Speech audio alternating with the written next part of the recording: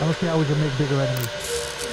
To be so frightened of everything. So you've become like the sort of Tony Scarface of podcasting.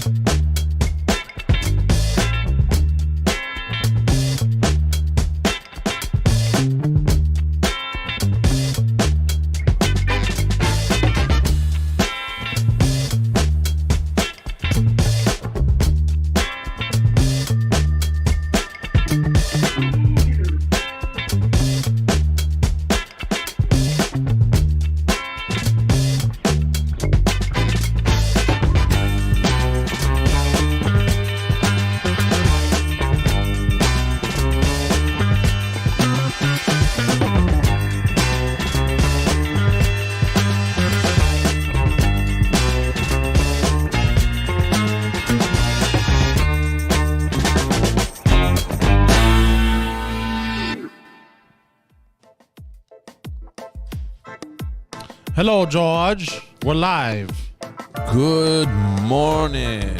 It's Friday. Pantelis walking in right on time.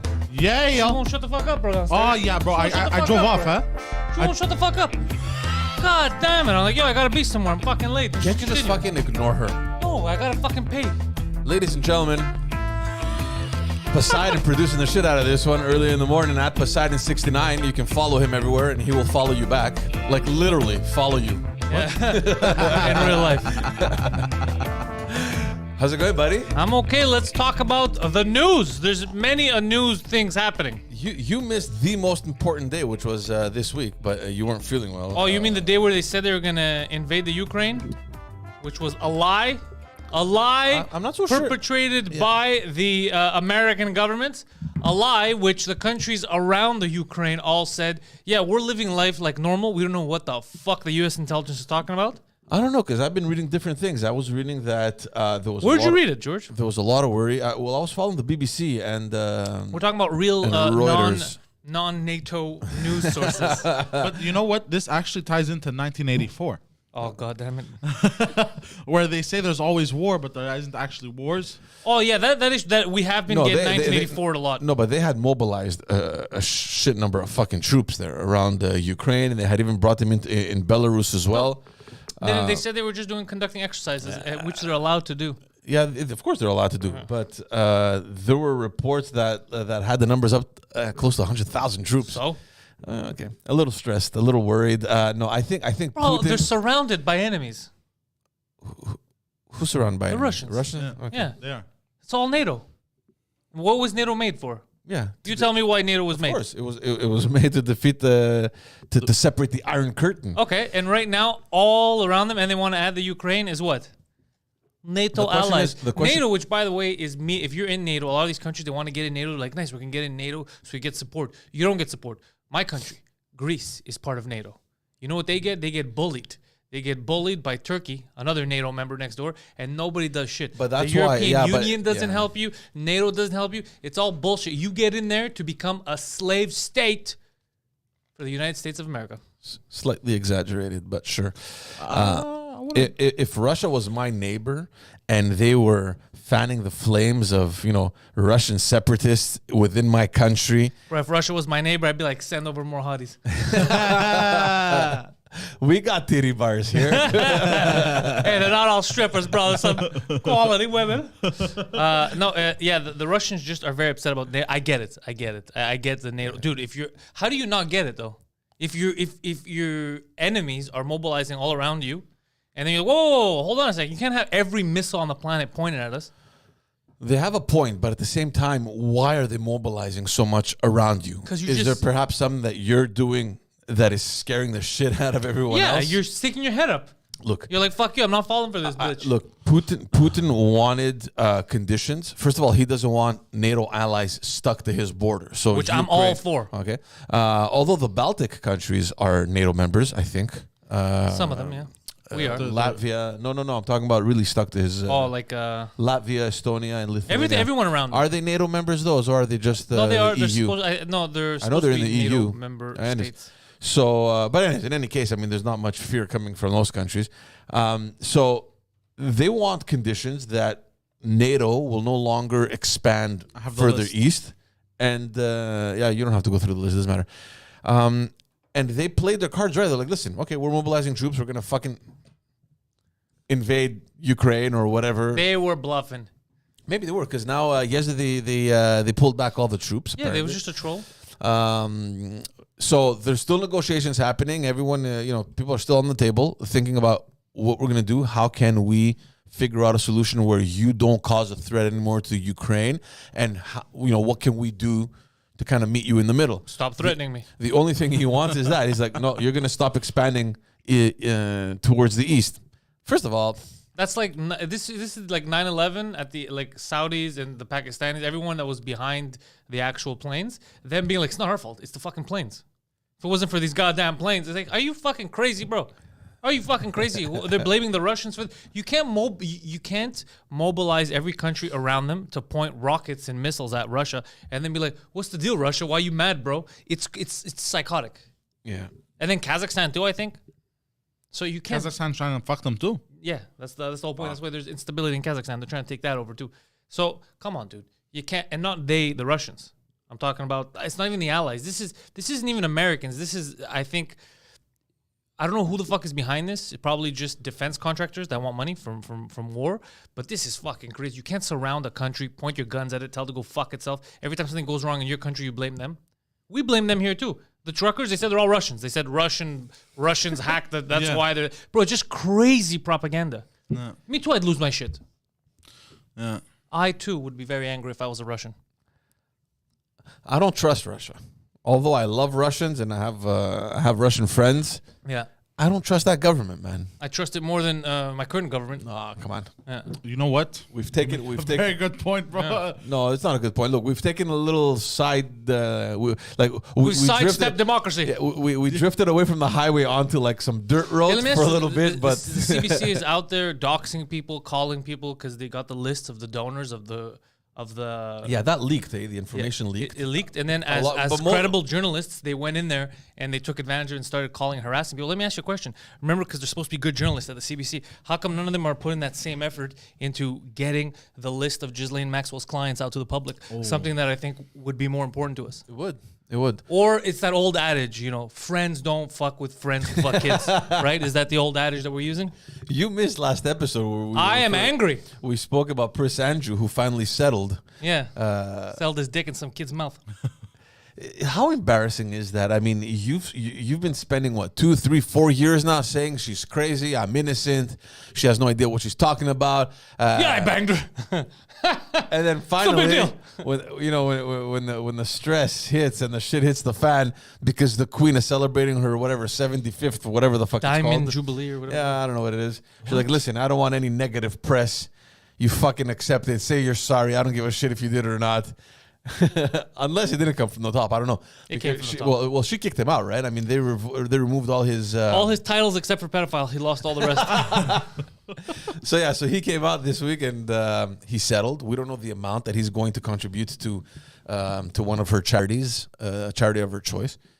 And apparently he was supposed to come out with a statement apologizing for what he put her through and all Were that his kind of accounts frozen? Why would they be frozen? I'm just, why? He's not a danger to anyone. Yeah, this guy's not. He's using his money to fly around and bang kids. Why would we freeze his accounts? That's crazy. He's out there, but if he was out in Ottawa in a fucking hot tub, bro, we gotta start icing him. We live in a clown world. Yeah. Yeah, this is by far the weirdest timeline. This is a circus. It's crazy how. I saw the tweet you sent me too. Look, We don't know. That's not confirmed. I was just sending it so you can investigate. Can you imagine? Had that been anyone else that wasn't royalty, that didn't have that kind of social stature or whatever? You think this would have happened? They would have thrown the guy behind bars. That's it. It's done. It's over. How do you get away with shit like this just because your name is Prince Andrew? What do you mean get away? What about the flight log of the people that we know about? They're not royalty. Bill Gates, who's on there repeatedly, is not royalty. Well, he's kind of like Bernie royalty. Sanders isn't royalty. All the people that are on there, Oprah, they're not royalty. I mean, you're saying they're kind of royalty, but that's what I'm saying. So you get, if you're high enough, you're able to... But you're automatically assuming that because they were in that flight that... illegal stuff was happening with underage No, girls. what I'm saying is we need to question them. Why were you on that flight? He's a friend. He's a well-known whatever. Hold I on, mean, everyone knew who this guy was. He has a private jet. Get me to my location. No, because when the first stuff came out about Epstein years ago, about the harassment, all that, the sex stuff, Bill Gates, after, still traveled multiple times with him when he knew what was going on. So if it was me, the cops would question me. If I was going to a known drug den where the only people that go there are drug dealers, the cops would be like, look, Pantelis, what are you doing there? They would have to question me. It's on suspicion. But if you're high enough, you're telling me, and there's kids getting banged, there's sexual slavery, all that, you don't have to question them. Why? So look, I'm just playing devil's advocate here. Okay? Go ahead. So these people, they knew about the allegations, Yeah. and yet they still flew with a plane. Was he in the plane, or did they just use that plane, as a service? I need to get somewhere. I know my buddy, or that whatever. was their excuse. That it was a service. It was cheaper. These are rich fucking people. Cheaper? Bill Gates doesn't have his own fucking jet. He needs Epstein's. These excuses wouldn't hold with any good detective. He'd be like, all right, yeah, okay. You're gonna sit there until you fucking answer a question correctly, Bill Gates. Bill Gates is like, look, the thing is, I'm broke. I don't have enough money to fly myself. He's like, oh yeah, that makes sense. Okay, how many kids have you banged? This is like the Tinder swindler. Yeah, it's like a Tinder swindler. My enemies are after me. Send me some. Like, come on, guys, come on. Apparently, he's a big player, though. Bill Gates, eh? Isn't that what came out a couple months ago or last year? Well, it's easy to play with the minds of 8-year-olds. Yeah, bro. We're not talking about children here. We're talking about just. You want to see magic trick? Whoa! Speaking of pedophiles, Yes. all the cardinals and important Vatican people are meeting this week. What are they And discussing? something major is happening because you have Flavor a of the cardinal. month, guys. Well, I mean, look, because they've been avoiding the whole issue on their priests being pedophiles, and even though they've known the information, they've been keeping it under wrap, and they haven't been really addressing the issue, which is very much well known, right? I mean, They don't address the issue. They undress the child. So you have a cardinal from Canada, I think it's from Quebec, Marc Ouellet, who stepped up, and in the meeting he said, "Listen, guys."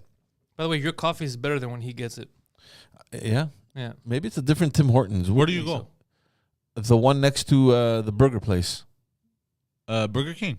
No, Dick Ann's. What's it called? Oh, he goes to the old one. Yeah, that's why. I never go to that one because there's always a lineup, though. It goes fast, man, because usually it's in the morning. Everybody just wants I'm their sorry to coffee and they're derail. out. I'm just saying the Yeah. one that we go to, clearly they fuck up. Which one do you go to? He goes to the one here at the gas station. Well, look, yeah, well, no. I used to go to the ISO on Acadie, but that was even worse than when I get it. Now you go Saint Laurent? Now I go, Cremazy. Oh, shit. Right next to Burger King. Yeah, There's yeah, there's fuck, you another go far. ISO. Just go to Well, this no, one. because I cut through, bro. Anyways, leave him alone. He's got his techniques. bro.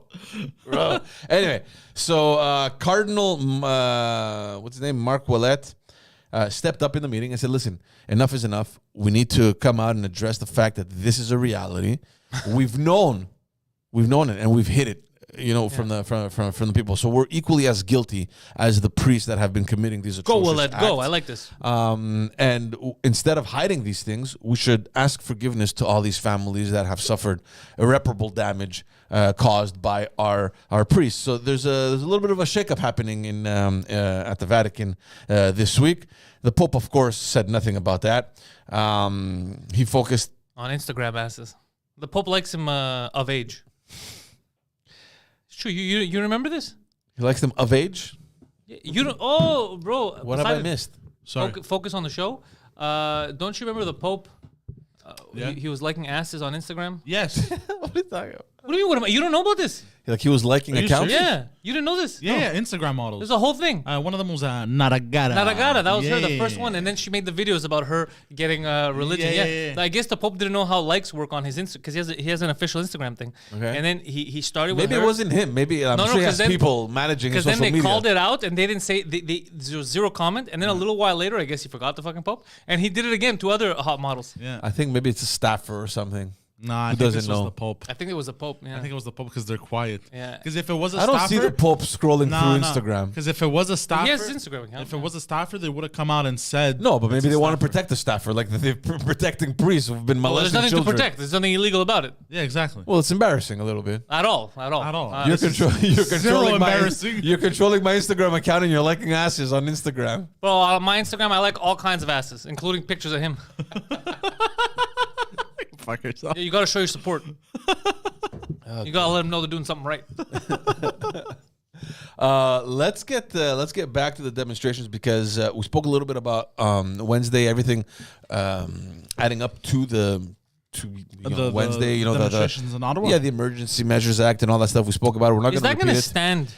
They're debating it right now in the House. The question that I have that I don't know is how are they arresting people and they're clearing out Ottawa before the Emergency Measures Act has been passed in the House, unless they're acting on Ford's kind of mini emergency. You know, he came out and he announced last week that we're going to tow you and there's going to be fines of up to I don't know how much and you can risk going to prison. He said it. That's how they cleared the Ambassador Bridge. You can risk going to prison.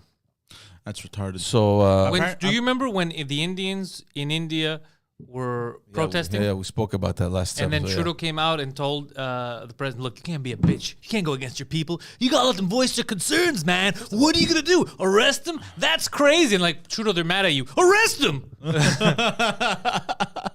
It's such a slippery slope when you get involved in other countries' local politics. Yeah. Like it's not as if India was involved in some economic or political issue that Canada could kind of comment on, right? Yeah. It's a local thing. You have a little demonstration And he still happening. commented on it. What are you doing getting involved in other countries' internal stuff? You know what's crazy also is they're accusing the truckers of costing the economy $3 billion. That's it? $3 billion in damage. That's nothing compared to the damage that Trudeau caused. that and China. So anyway, they moved in yesterday. They're starting to clear out, and they arrested the two organizers. One of which is Chris Barber, and the other one Tamara Lish. Yeah, I saw the photo of her getting arrested.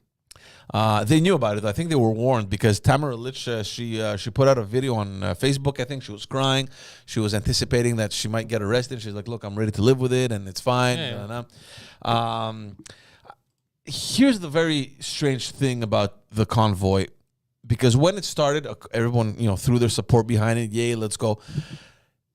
There was a poll I read on Abacus research that said that 3/4 of the Canadian population is against what they're doing, and they're in favor of clearing it out. Well, there's another thing, though. 3/4 of Canadians who also watch mainstream media, after it had initially started, we've had a influx of propaganda of these. They're still calling it the Ku Klux Klan, or that they're all racist. They hate black people. They hate Jewish people. So once you put that narrative into the zeitgeist, of course, people are going to be like, "Wait, what did you tell me? A bunch of Nazis are in the capital." I'm just saying, let's be honest. If we're gonna talk about this, we put all our cards on the table and we say the 100% truth that government-funded media, which is our taxpayer dollars, are using propaganda tactics so that we could smear every single person at these events as racist.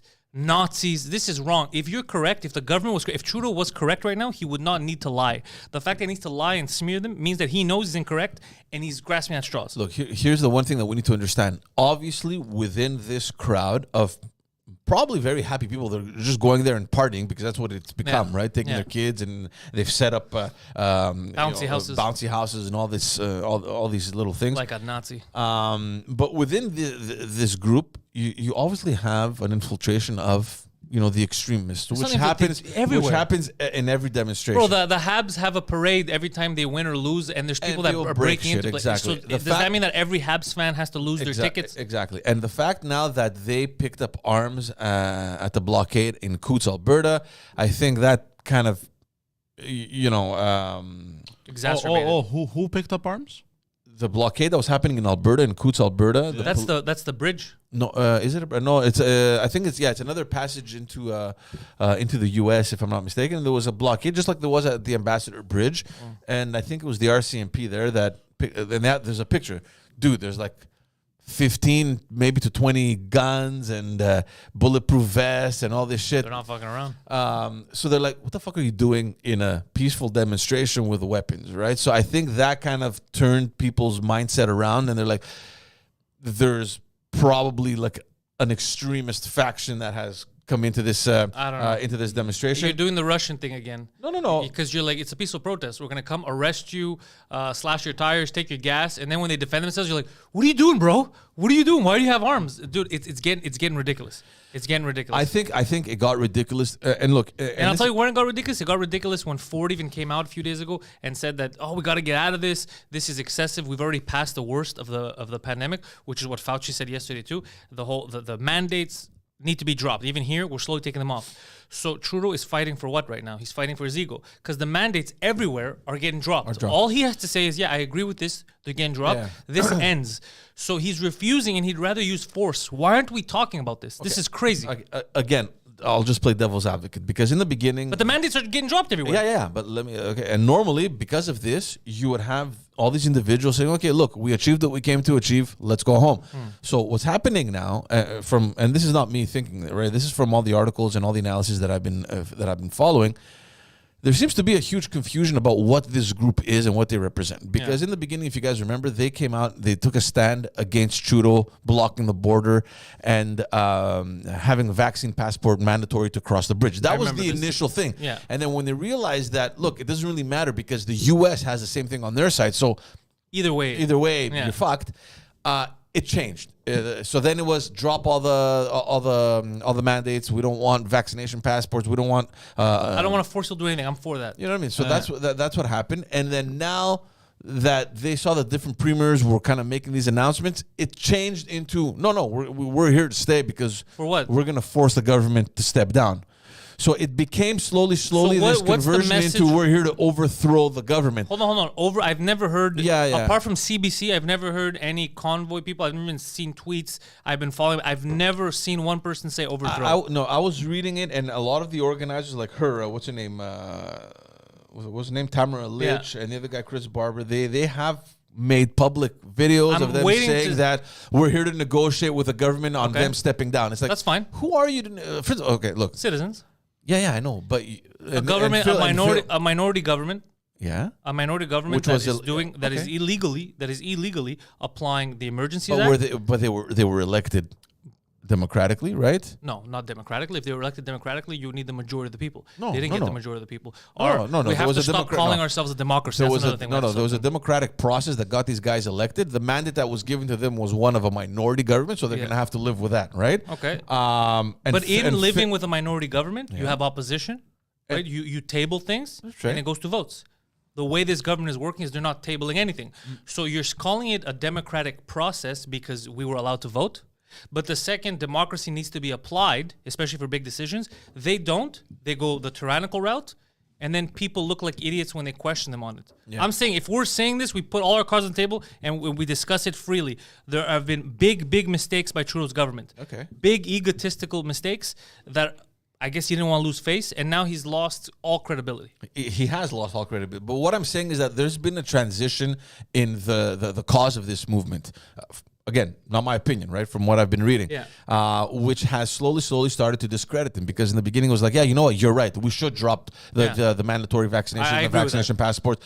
But then when it started getting out of hand, and then, they started setting up camp, and they're like, oh, we're here to overthrow the government. I don't remember seeing overthrow the government. There was no overthrow the government. There was. No, I didn't see any of that. They said that they want either for Trudeau to either end all the mandates, like going in and out of the country, Or step the down. But that's what's happening. or step down. No, it's not happening because But he's it's not not ending the happening. mandates. People around him that are scared, like Legault, who doesn't want to deal with this shit, are dropping the mandates. Exactly. He's staying firm. That's what I'm saying is he's letting his ego dictate. But this is all provincial jurisdiction. So if the premiers It's not. It's not. Yes, when it is. No, when It's you not. have He to, spent billions of dollars and he was giving it out so that we could get that vax pass. Just a few. If it's Exactly. most of the health mandates are provincial jurisdiction, and most of the provinces No, have but been. we're talking about when you have to leave the country or come back in. Like the fucking those were he dropped those. he dropped those. Yeah, you can. Your brother already went down too. He's coming Yeah, back. yeah, that's true. Those were dropped a few So days they ago. lifted. So they lifted those measures. Here, so again, just to I'll agree with you on one point though. Yeah. It's crazy to see how because of this convoy. Yes, you're right, Justin Trudeau. Instead of saying, you know what. Let's see this. Let me meet my premiers. Yeah. How can we put a plan in place? Exactly what Joel Lightbound came out and decried. That's what I wanted. He put more oil, More fuel to the fire, more fuel to the fire, which he shouldn't have done. Now, where was I going with this? Just about what needs to be done, because you said he fucked up, but also you said they started changing their narrative and they. Yeah, so no. So he's sticking to his guns, which I think is a huge mistake. And I just do not understand why this is happening, and especially since your premiers have all pretty much made plans by end of March to just go back to normal, right? I texted you this. We talked about it a few days ago and last week. The only thing I can see is ego. He'd rather lose face in front of the whole world, look like an idiot, like he's overdoing it, Emergency Measures Act, like we're going to war, instead of saying, all right, look, whether I agree with it or not, the premier's already moving towards this. Fauci, everyone's coming out. They told me that what I'm doing is stupid. We're slowly going to back down. We heard you, but now you have to go home because you're disrupting everyone in Ottawa, and technically speaking, we're all going back anyway. But instead, even though everyone around him is backtracking, because that's what the natural order of things is to do now, we have to start going back to normal, he fucking still says bunch of racist, swastika. He's fucking with people. That's what I don't like. You know what I think a turning point was when Joel Lightbound came on and said, listen, we're doing something wrong over here. So this comes from within your caucus, and it sheds so much light on understanding why this is happening, because, and we've spoken about this like late last year, like around August, September, right before the campaign, we're like, what the fuck is going on here? I mean, Trudeau has taken a stance where it's you and us, where he clearly drew a line on the sand. Is like, pick your fucking camp. You're either on our side, pro-science, where vaccination mandates, and then he kept doing unscientific things. Yeah, or you are with the extremists, you are with the Nazis, you are with the misogynists, or whatever he called them, right? And nobody understood it until Joel Lightbound came on and said it makes absolutely no sense. The discourse changed right before and during the campaign, because he scared the shit out of people to the point where we would just did not understand what the plan was, or if there even was a plan, right? Now, is it? I don't think it's ever too late to come out and accept your mistake and say, listen, what we did was maybe excessive. We're going to backtrack the same way that Legault, and I've been saying this for almost every episode in the last month or so, where he's given himself that leeway to say, we're gonna go back, but we may bring it back. So he's always leaving that door, and he's playing it safe. He's playing political games. I don't know Legault's full background. I'm telling you, because everyone's different, right? Let's just say that he knows how to manage a crisis much better than Justin Trudeau. 100%. Right? But Justin Trudeau, because it's ego, I think it has to do with upbringing. This is clearly spoiled brat syndrome happening. No, I refuse. That's what it is. So why would you refuse? Dude, you're starting a fight for nothing. And you know that it's true. His own people are coming out. The caucus is in a ruckus. There's an uproar. And a few days ago, when they were speaking about, I think the Conservatives were trying to table something. Please pass a motion. It was a motion. What's your plan? It was a motion. They tabled a motion to suggesting that the government put forward a plan, not to end it tomorrow, but to put a plan. Let us know how progressively you're going to move towards lifting the measures. And this was smacked down, right? This was it was voted against. Except Joel Lightbound voted in favor of it. Obviously, because you need a plan. Now, I have a question for you. I heard that the NDP, Jagmeet Singh, also voted against the plan. He's voting in line with the Liberals, which makes no sense. I'll tell you why this makes no sense. Because he voted 2 days ago. He went against it. Sorry, you're going to finish, but we're going to bounce from that. We're going to to the next topic, into the Emergency Measures Act and what's happening. Okay, right now. So all I want to say is Jagmeet Singh no, they don't need a plan. He batted that down, and then yesterday he comes out and goes, you know what the Liberals need? We need a plan on how to get out of this. Bro, are these people fucking mental? Yeah. Are they mental? Do they think... It's incredible how from one day to the next, you see the controversy. And like you were saying something completely opposite. But like most people, all they watch is the CBC TV. They never look into shit. They never go second degree. So they just like, yep, that's the truth. Dude, these people are fucking with you. But to also think that it's coming from the Socialist Party. You would think that these guys would fucking pick up arms against the Liberal Party for even invoking or even having... an idea of invoking going against the Workers Measures Act, right? So to get back to the Emergency Measures Act now, I'm not sure how these actions are being done in Ottawa. I think they're relying themselves on what Premier Ford said and not the Emergency Measures Act because it hasn't passed yet. Now, this is being debated.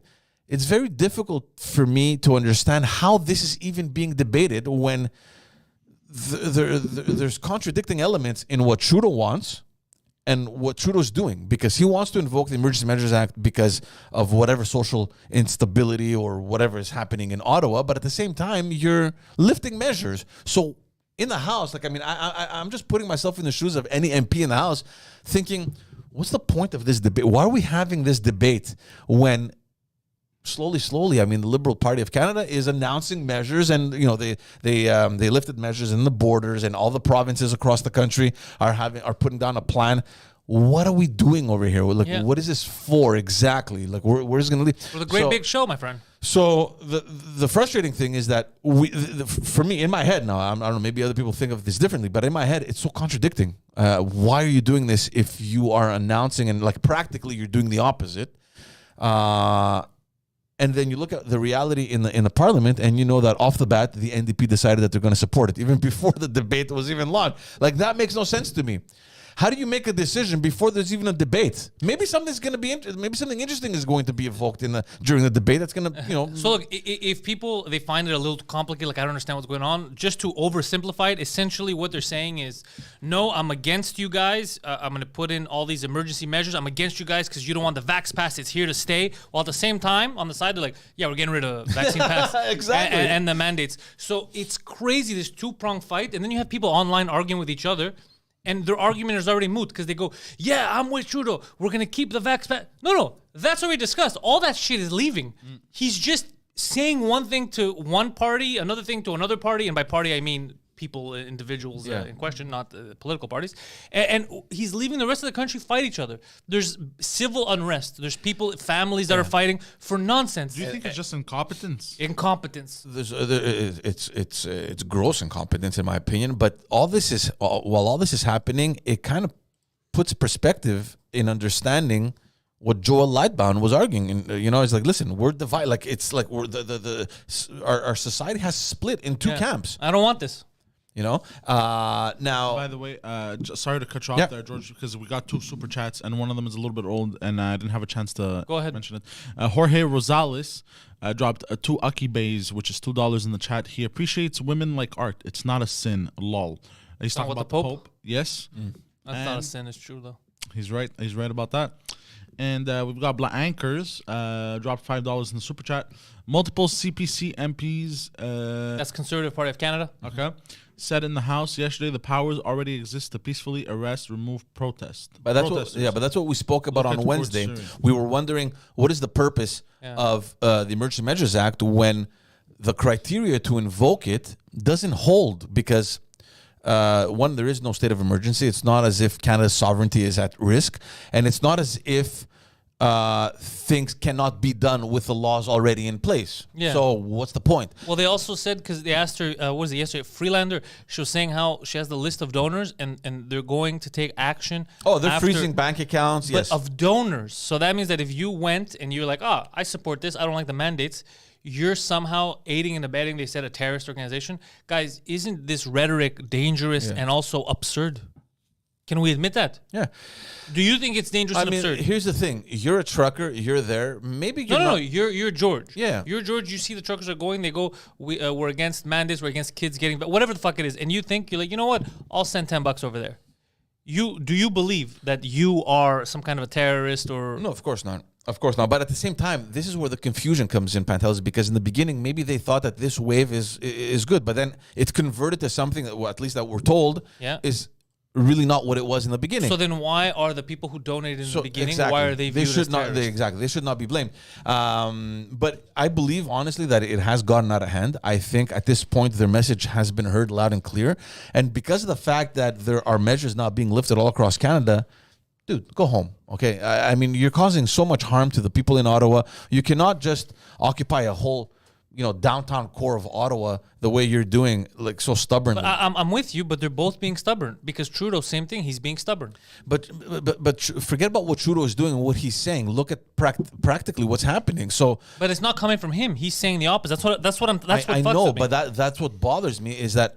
Why are you sticking to your guns because of one incompetent moron that says one thing and does the other thing when on the ground you're seeing that things are getting better and all the premiers across the country are lifting measures? So I think it's because they don't want him to get away with it because it's been Look, with the Wii scandals, dude, this guy has gotten away with a lot of shit. Yeah. A lot. That's the truth. Whether you like him or not, he's gone away with shit that lesser people would have been in jail for. So now with this, him fucking with people's freedoms and willy-nilly making decrees like we're in a fucking Everyone kingdom. has been governing with decrees. Quebec too has been governing. Yeah, and we're against that too. And in fact, this week, Premier Legault renewed the emergency status. Okay, so how is that legal also? Yeah, how's that possible? Well, they passed What a motion emergency? in the House. I don't know. What emergency are we under? This is the 100th time that he's renewed that status, so which gives them the power to govern with By decree. by decrees. Yeah, This is crazy. It only lasts 2 weeks. It's insane, dude. And you have elections coming this year, and you have important things that have to be done in the House. Meanwhile, you have a government that just says, tough luck, we're governing the way we want to. It is, well, I don't think it's unconstitutional, because if it's happening, it is, within their rights, but it just doesn't make any sense. Yeah. Now, the other thing the good thing for them is we do have a lot of imbeciles who just want to be governed. I have friends like that too, that just want to be told what to do, so they hate it when people rebel. One of my best friends I used to work with in video games, we've discussed this many times, the reason why he left is because when he got promoted and he was getting paid well to lead a team, he said, I can't handle it. I don't want to be the leader. And he quit. He went back to restaurants. He goes, I just want to be told what to do and get it. Oh my goodness! And it was such an easy job, but he couldn't. He doesn't want to handle any responsibility. Look, there's a lot of people that live like that. Yeah, there's a lot of people that live within their box. They don't want to challenge themselves, and And that's what happens. You have a lot of these people voting, and then you have a lot of these people arguing online. They're like, no, the government knows best. The government knows. Captain Blackface. He knows best. His decisions are fucking top notch all the time. Are you joking? Yeah. No one's decisions. My decisions are not top notch. No one's decisions can be top. That's why we need a consensus. We can't rule by decree. Yeah, and the other thing, now in Ottawa, you have police forces that came in to support, the local police forces. So you have the SQ from Quebec. You have some police teams over there. So there's a huge force over there that is organized now, and they're slowly evacuating. So, which another thing is our cops in general. You're telling me they don't have better. You think they all want to be there? They don't have better shit to do. But now that you're talking about cops, and this is another, I can't remember. There was a podcast I was listening to that they were analyzing the situation. The Copcast. The Copcast. No, but they went into detail specifically with the Ottawa police, where this whole situation that we're living in, and we had spoken about this, I think 1 or 2 weeks ago, where I had told you that there's like this secret association of cops and ambulance drivers and firemen that are against these measures. Remember that? Of course, a lot of people are against the measures. And people are wondering, because they've been seeing clips, and there's one journalist on TVA, Yves Seguin, who's been getting harassed, and this is on camera. Like, the guy's trying to make his news report, and you have all these losers that are coming in the way. They're kind of shoving him, and they're kind of bullying him and stuff. So this happens when reporters are reporting on soccer games, when they're reporting outside of stadiums. Yeah, why are we shocked? Look, I think there should be a certain level of respect. The guy's trying to do his job. Like, fuck off. If you don't agree with him, that's fine, but don't fucking get in his way. I mean, the guy's trying. But anyways, regardless, this guy lives in a fucking dream world. What are you talking about, bro? There's women who don't you remember the grabber by the pussy stuff? Yeah. This has been happening for 50 years. When there's a camera and there's a microphone and you're live, there's gonna be someone who's gonna try to interrupt and yell crazy shit. It's always been like that.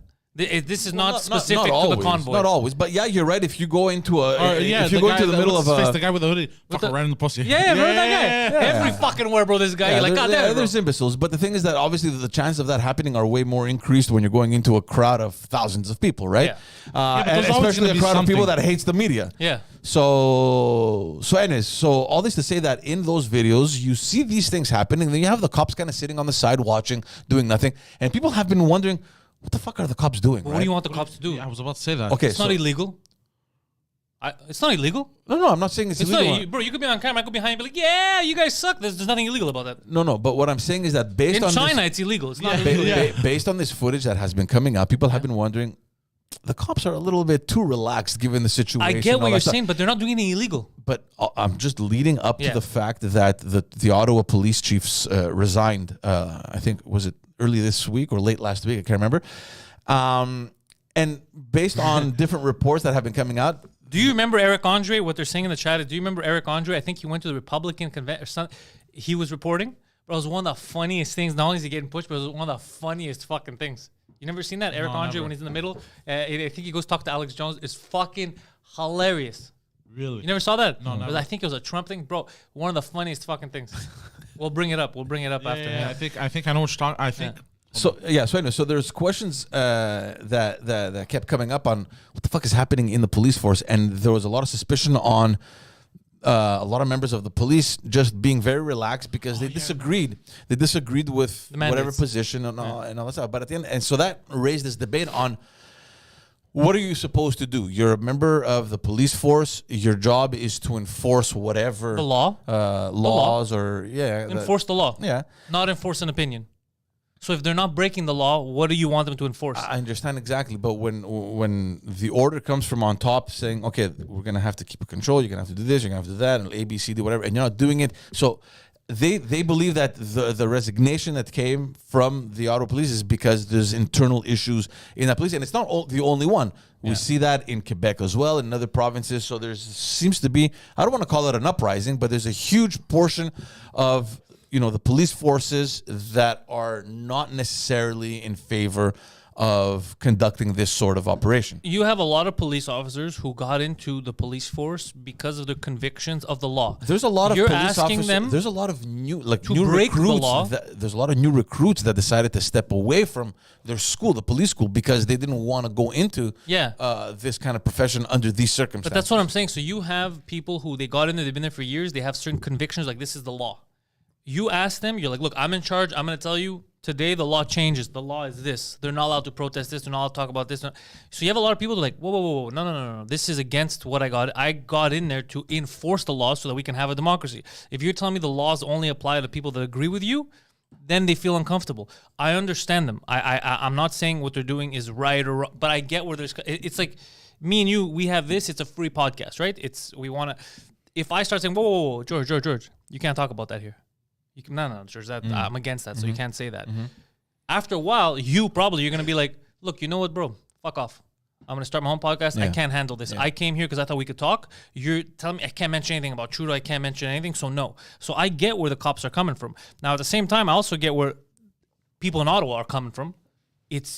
I'm personally, if everyone's in front of my house honking all the time, I'd be losing my fucking mind. Yeah. There was some business owners that apparently took advantage of the chaos. So like there was one guy that owned a convenience store and he made all kinds of money. Yeah, no, a lot of people. Restaurants, some people this one guy who just like, anybody's invited now. And you see the photos inside the videos, it's just everyone, no mask, so they're just buying shit. He's cleaning house. He's like, they're here, they're hungry, fuck it. Yeah, exactly.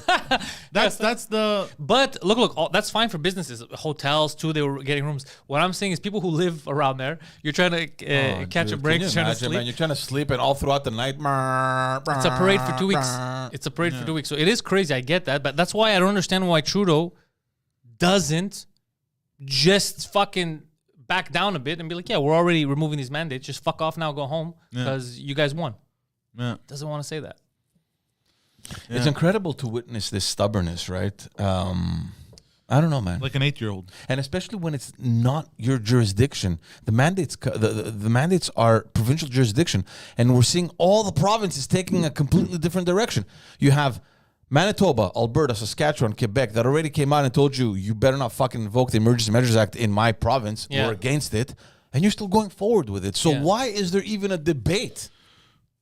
Why are you even debating it? It's scary. Like your biggest provinces are against it. Like, fuck off. They're confident that they can deal with their issues internally. Do you think they're doing like a kind of like a look, all the provinces are No, you're over. It's not that he doesn't care what the provinces are doing. Right now, there could be something that comes out of the World Health Organization that says, oh, actually, we misjudged. This hasn't really been a thing for a year. Anything could come out now. He will not back down because he says two different things. So people ask him, World Health Organization said this, go by the science. You don't need this anymore. Kids shouldn't be masked. We have to remove the passports. They don't help in anything, the curfews. And he will go on the news and go, the only way out of this is more vaccinations. We're following the science. And then they're telling him, bro, the science told you this is not scientific. He's like, we're doing our best. The only way out of this is following the science. How frustrating is the fact that he keeps repeating that? He keeps repeating. And I understand because I've written lines. Right? I mean, that was part of my job. but it's so fucking frustrating, man. He's like a parrot, bro. But she said the best thing was that woman who took over leadership interimly right now last Candace week. Bergen, yeah. Candace Bergen said the best thing to him, and then he didn't have an answer, and he started repeating himself again. Is when she said, "You keep saying." So now, from what the status we know, we're one of the leaders on the planet. We overdid what we were supposed to do, so we could get back to a normal, which is what scientifically they said. Right now, we're at 90-something%. Are you saying that we can't really have we reached 90%? 80-something, Or at least yeah. okay. Are you Yeah, saying we're in the high 80s. Yeah. Are you saying that we have to be 100% before we go back to normal? And what does he say? I'm following the science. The only way out of this is more vaccine, more. And then, dude, people are going nuts. It's like a broken Android. Yeah. So there's no real answer. Yeah. You want some leadership. So I get why people are mad. I don't understand why when people are upset, we have to go out and call them anti-vaxxers, racists, because you don't agree. I don't understand why we're doing this. I don't like. I didn't like it when they're doing it in the States, and I don't like it that we're doing it here. There was a conservative member parliament. She's trending. I can't forget her name. The Jewish lady, Lipsman or something like the that. one with the hair. Yeah. Yeah, people kept sending me this yesterday. They go, dude, did your fucking people in New York Holy did your prime minister shit. just call a Jewish girl a Nazi? So this is what happens. She gets up and she asks a question on ending mandates. I think it was. I don't know exactly, but just for everyone watching. And he gets up and he just regurgitates the lines saying that, Mr. Speaker, we know that the Conservative Party are siding with Nazis and blah, blah, blah. And she's Jewish. Swastikas, yeah. Her family was killed in the fucking Holocaust. Bro, Jesus Christ. Yeah, I saw her face when she got up for the retort. She wasn't like, fuck you. She was very like, I didn't apologize. Like, what the fuck is this? Like, she was actually appalled. Did he apologize? Because the clip ends over there. He So didn't I'm not sure apologize. he's in. He can't apologize. That's his problem. He can't admit, he can't concede. He can't concede to any type of defeat. So that's his issue. It's getting But fucking think about wacky. it. You're so. By the way, just a little. I want to wedge something in that. 92.8% vaccination status. Across Canada. So it's embarrassing at this point the way we're acting. Like, dude, for the 8%. Bro, 90% of Canada doesn't pay taxes. Come on. It's impossible, bro. No, you can't reach 100%. There's no way. But that's why the goal that he was trying to get at is impossible. It's only causing a division where it's not necessary, especially for something that is not what it was in the beginning, danger-wise, at all. At all. We're not there. But you know what the real problem is? And I'm going to say it again because I feel like no one's repeating it because they're hiding real facts, real numbers. The problem is we have not taken care of our healthcare system. These nurses, these doctors have been getting fucked for years before this pandemic. Yeah. And still there's no plan on how we're going to redistribute funds to upgrade our facilities, to hire more people. No plan. No real plan for that. And that's the real problem. If my major hospital here can't handle 10 COVID patients, it's overblown with 10 fucking patients in a major city of millions, there's another fucking problem, bro. It's not COVID. Because he's been getting a lot of pressure because during the campaign, he promised transfer payments to the provinces for their hospitals, especially Quebec. Quebec was like really adamant on pushing that onto the federal campaign. We're still waiting for those funds. But it's interesting that you're mentioning the hospitals because I was over the weekend, I was with a friend of mine whose wife is a nurse. And we're talking about this. And I'm like, dude, I don't know why Justin isn't just transferring the money. Like, just do it. You promised it. Just fucking do it. And he brought up an interesting point. And he's like, listen, the money isn't what's going to help. I mean, because if you think, and he's not wrong, because in Quebec, there's an annual budget of about $110 billion to run, the province, of which 53% goes to your health. So they get the biggest chunk of our annual budget. But it's misused. So, so where does that money go? So it's clearly not a money issue because they get fucking over $60 billion a year. Hold on, George. Are you trying to tell me that leaders of our healthcare system, as well as our government, are incompetent and can't balance a budget? It's not and don't know how to allocate funds properly? And I'm going to get partisan for a second here because I know his wife was against corruption. His wife was against what the Liberal government had done before that with the Barrette reform. And now they realize that, his wife said, forget about it. The money is important, obviously, but there needs to be this huge reform. And I'm like, wait a minute. When Premier Couillard and, with his health minister Barrette made this huge reform, he chopped off the Agence de la Santé, which saved billions of dollars, and they cleaned house. Everyone was up at arms because, jobs were lost, and I understand. And they were thinking, well, what about this reform? We haven't seen the results. Well, you're not going to see the results from one day to the next in a major reform like this. You got to wait a couple years. And now everyone is thinking back to, you know what, we need a reform. Yeah, but it was fucking done and you threw us out of the government, you know? So at some point, it's like, get your fucking ass out of your, get your head out of your ass and figure out what you really want. Because when things are happening, you're criticizing them. And then, you know, whatever, a couple of years, 4 years later, you're thinking, you know what we need? We need what those guys did. That's right. Yeah. So what is their idea? What's their? Does she have? Well, nobody knows because it's such a huge machine, right? Look, how many unions do you have within the health industry here in Quebec? Like 5 or 6 different unions. You have the unions for the nurses. You have the unions for the médecins omnipraticiens. You have the unions for God knows what. Like there's so many. Can we stop with the unions? We need a people union. Calm your tits. Let's work together. Let's get So out of no wonder Unions were important. nothing gets done because every time the government wants to sit down and negotiate on any decision, so you have the government sitting, and I'm not putting myself in favor of the government. I'm just looking at it objectively, where you have one guy, picture like a caricature. You have one guy, the government, trying to negotiate with like 7 fucking union guys who each want something different. So how do you get through?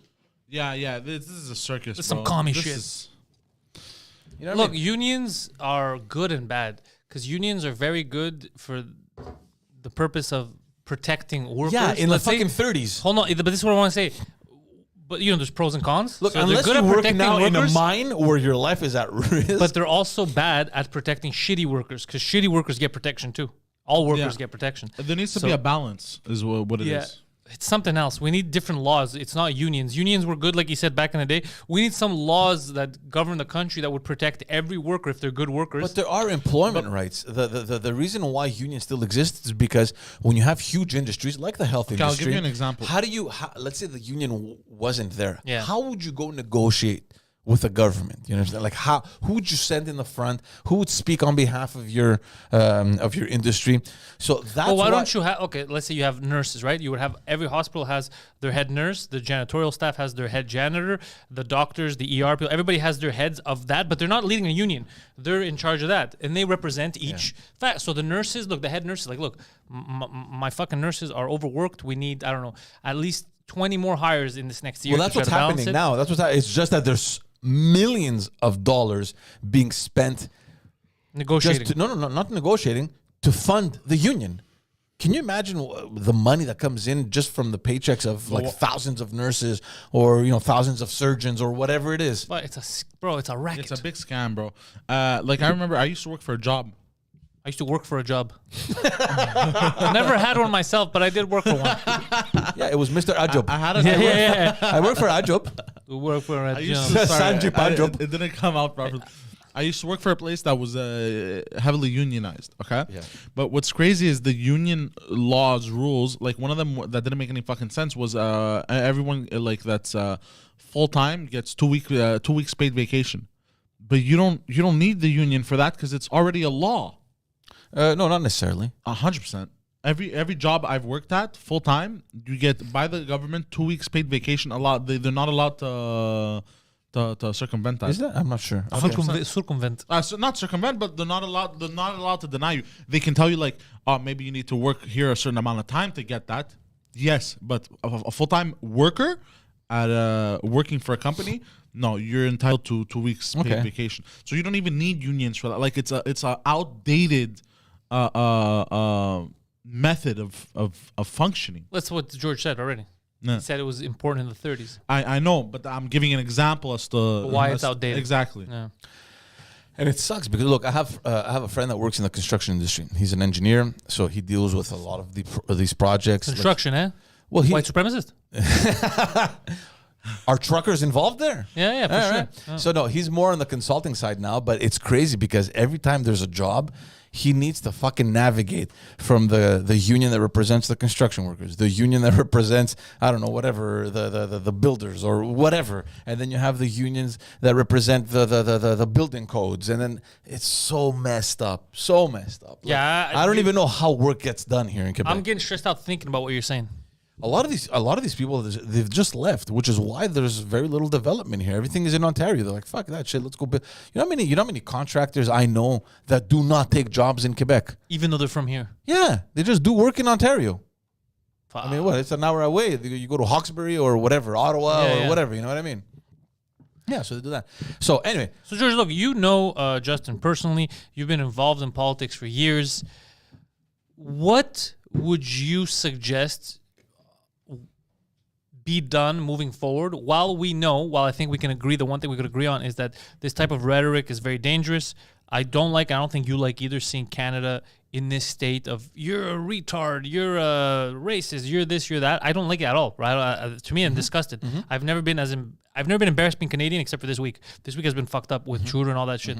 What would you suggest to your buddy who you still clearly have some sort of faith in? I'm not saying... No, I don't have faith. You don't have faith that he can do better? No, but we're going to go back to that old story in 2015 when, we're not going to name names, but somebody was telling you, don't vote for Trudeau. He's incompetent. Yeah, you told me that. Oh, there you go. Even though I love the guy and I worked with him, I remember having this conversation. I can't remember where we were, and I was like, you know what, man? I trust him. He's young. I'll give him a chance. I'm like, I didn't say I trust him. I said, look, he's young. We need some fresh blood. Let me try this out. And I voted for him. I helped him get it. I told a lot of people to vote for him. That was his first election. And I'll just go on the record. I got all kinds of young people out there voting for him. I helped his election, and then he sent me a Christmas card. He still sends me one. He stopped sending me after I went on Compound Media. I got a birthday card. Or was it a Christmas card? I got a birthday card from him a day after I went on American Media and destroyed him. He also sends me a V-Day card. Yeah? Happy Valentine's Day. Will you be my Valentine? It's him dressed in a dominatrix suit. So I gave him the benefit of the doubt. I said, you know what? You have my power. I even now, during this election run, through Terry DeMonte, who he's good friends with, I sent him an email. I let him know he has an open platform to come on the podcast. He wouldn't do it. Because if he could win me over, he's going to win a lot of voters. Because I thought, look, in order to get out of this, you're going to need a majority government. I felt like he was going to get the minority anyway. So might as well, if he's competent, win me over. We talk for an hour. Get the majority. I wanted to help so that he could govern the country properly. Bro, I've given this guy many outs. I've given him many opportunities. I've even voted for him the first time. Like, I've tried my best with him. Clearly, does not give a fuck, this guy. He was incompetent from the beginning. I was duped, as were a lot of young girls. And it sucks because on a personal level, he's a great guy. Honestly, like he's a fucking great dude. You know, I mean, we've had some great times with Justin. I don't doubt it for a second. That maybe it wasn't the right time for him. Not to jump in politics. I think everybody, if there's an interest, you should do it, definitely. But maybe to take the leadership, maybe it wasn't the right time for him, and it doesn't matter. But to go back to your question, it's very difficult now to suggest to him on what he needs to do because he's boxed himself into a corner where the stance that he's taken is so hard-headed and so stubborn that anything different from now on is going to make him look ridiculous. Yeah. So, and again, we're going to go back to what I've been saying. You compare him to other premiers like Premier Horgan in Vancouver or Legault here in Quebec. This is Premier Horgan right there, bro. I'm trying to talk to you, and I'm from the corner of my eye. He's spilling coffee on himself. He's touching himself. No, I'm not spilling coffee, bro. I'm just, he takes a sip, he spills it, he looks, he takes another one, he spills that one. No. I checked to see if I spilled. Oh, man. Wearing a Kim Jong-un sweater. Because of the new cops, bro. They're fucking bullshit. They're better. It's the exact same cover. But white. Yeah, but white. I don't know. Like, like it's the exact same hole. So you know what? This is the one thing too that we have to talk about. Tim Hortons, a Canadian company. They got rid of our favored black and brown lids in favor of a white one. Like, just I said the same thing. On black Wednesday. and brown lids, bro. We can't get anything in this country. Everything has to be white.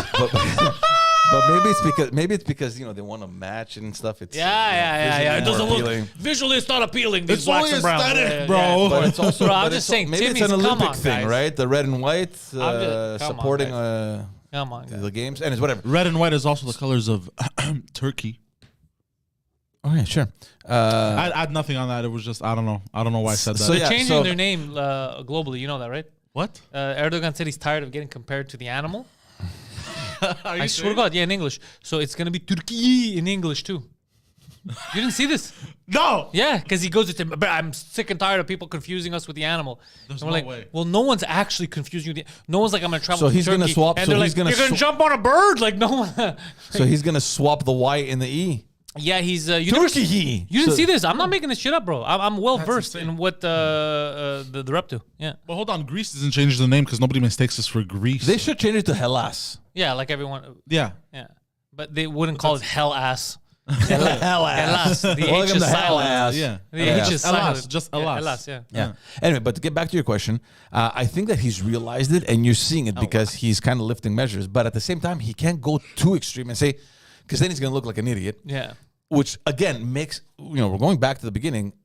It makes absolutely no sense how you can, on one hand, impose or invoke the Emergency Measures Act, and on the other, slowly start, lifting measures because that's what you want to do initially. Deep down, that's what he wants to do. He's understood that he's a complete idiot. So I think that, he's trying to kind of lower one while progressively kind of, lifting the other kind of thing, right? I know you don't want to piss him off because you don't want him to freeze your bank accounts, but have you thought of just texting your boy and being like, dude, what the fuck? Just WTF. Do I still have his cell number? Hold on. Bro, just text him this, bro, WTF. Yo, could you imagine if you still have his cell number and you call him and he answers? Yeah, just put him in live, bro. Bro, yeah, bro. Hey, bro, what are you doing? Could you imagine he answers, hello? Yeah. Oh, I'm busy right now. They're very mad at me. Why are you whispering? Shh, I can't tell you. I'm in a closet. I'm in a hot tub. Yeah. On Wellington Street. Jack meat. Jack meat. Jack meat won't leave me alone, bro. Oh, bro, did you see the memes of His hair has been clogging the drain. Yeah. It was Jag Meat and Trudeau on like a bridge or whatever, and I was thinking it was taken out of a movie, and it was a Bollywood romance movie. Bro, did you see that? Bro, I was dying, bro. No, it's just Ridiculous. a meme. Yeah, what? Ridiculous. Text him or just be like, bro, WTF? Come on. So anyway, now all eyes are on Quebec because Thank you. this weekend, so I think starting this evening, the demonstrators are back. They had gone 2 weeks ago. It happened very peacefully. They respected the conditions that the government laid out and the city of Quebec, saying that, look, we'll give you until Sunday at 5 p.m. and then after that, leave. They had a specific area that they can go demonstrate. They could not be in front of the parliament. They could not bring their trucks in front. So, and they respected everything. Everything unfolded perfectly. Let him talk. Stop running over your man like this. Yeah, everything unfolded perfectly, and they said that we'll be back in 2 weeks if you don't lift measures. And Premier Legault has been lifting measures. In fact, there's not an official plan, but he's indicated that by mid-March, vaccine passports are gone, all that stuff. So people are wondering, what the fuck are the demonstrators going back? What do they have to prove now? So they're going back, and now obviously you have all these research teams. Oh, so are they going back in Quebec? Yeah. But what's the reason? I'm just curious. Nobody knows. So yeah, exactly. What the fuck? So that's why this movement has lost a lot of credibility. And so you have all these, and Like you won. Legault is doing what you asked. Yeah, well, the one thing, the you won argument, depending on who you look at, if you look at the convoy, they're like, yeah, we did it. And No, evidently they're not because and they're if you going look back. at the government, they're like, it has nothing to do with the convoy. We're doing it because we're looking at the numbers and, they're better. So yeah, either whatever. way, I don't Doesn't care, matter. but you got what you asked for, right? Exactly. So, but that's what I'm telling you. So it's the same thing in Ottawa. You got what you asked for. Leave. What are you doing? So now, Hold on a second. I have another question. If it's because they're saying that they're based on science. So as of the 14th, you could correct me if I'm wrong. In 14th of March in Quebec, there's the Vax Pass is dropped. There's no more max capacity for events. Well, all that's that already shit. okay. Not for, For events. events. Okay, yeah. That's March Everything's 14th. dropped on the Everything's dropped on March 14th. Everything's back to I have a question for you. except for the masks. I have a question for you. Why March 14th? Why not today? Yeah. Why not tomorrow? Why not March 1st? You know what's crazy? It's almost day for day, 2 years since the That beginning of the doesn't matter. I'm just saying, why not? They're like, okay, well. No, but why not? He's just an imbecile. It's. I've learned how to deal with a low IQ. I just brushed him aside. So, but why not? If it's science, why not today? Why not? This is crazy to me. This is nonsense. Well, one, because you never know what might happen, and I don't disagree with doing it progressively. Like you can't just cold turkey say, okay, why not boom, we're March done. 1st? Yeah, maybe. Why not? I don't know. Good question. But in any case, is the 2 weeks going to fuck you up? So then why not? That's what. But it's just crazy. I to know. me. But look, again, using the Quebec arguments, Quebec government arguments, they're erring on the side So of caution. someone at a restaurant's like, can you come sit here on the 13th? Not today, Jim. Not today. Tomorrow's gonna be cool though. It's so stupid.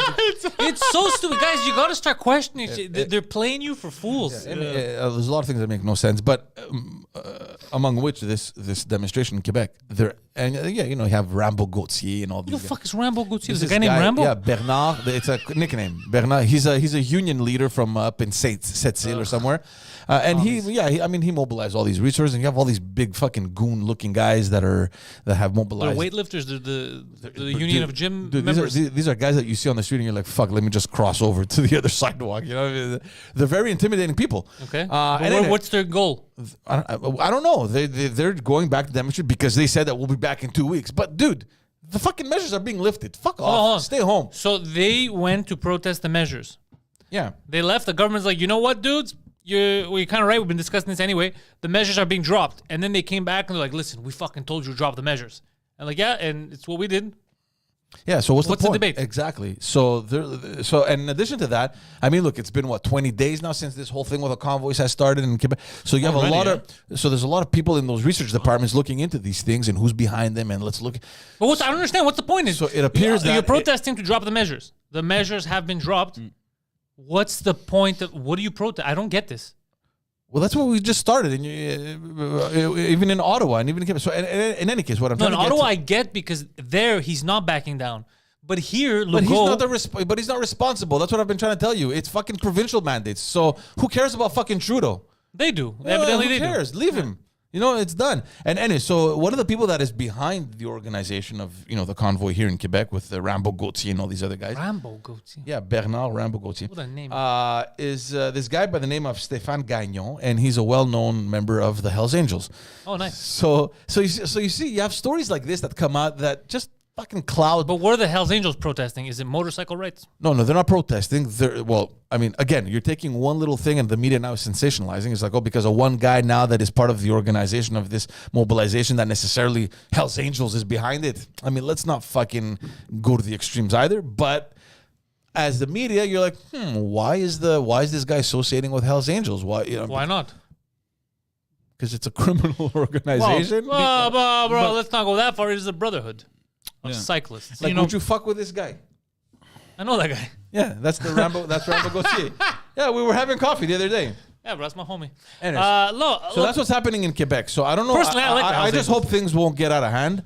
I hope if they want to demonstrate, fine, demonstrate. I just hope that it happens like 2 weeks ago where they went, they did what they had to do, and they left. Okay? Guys, maybe I'm the one who doesn't understand what's going on. Nobody understands what's going on. When you demonstrate, when you protest, you're protesting something. Yeah, there's a cause associated to it.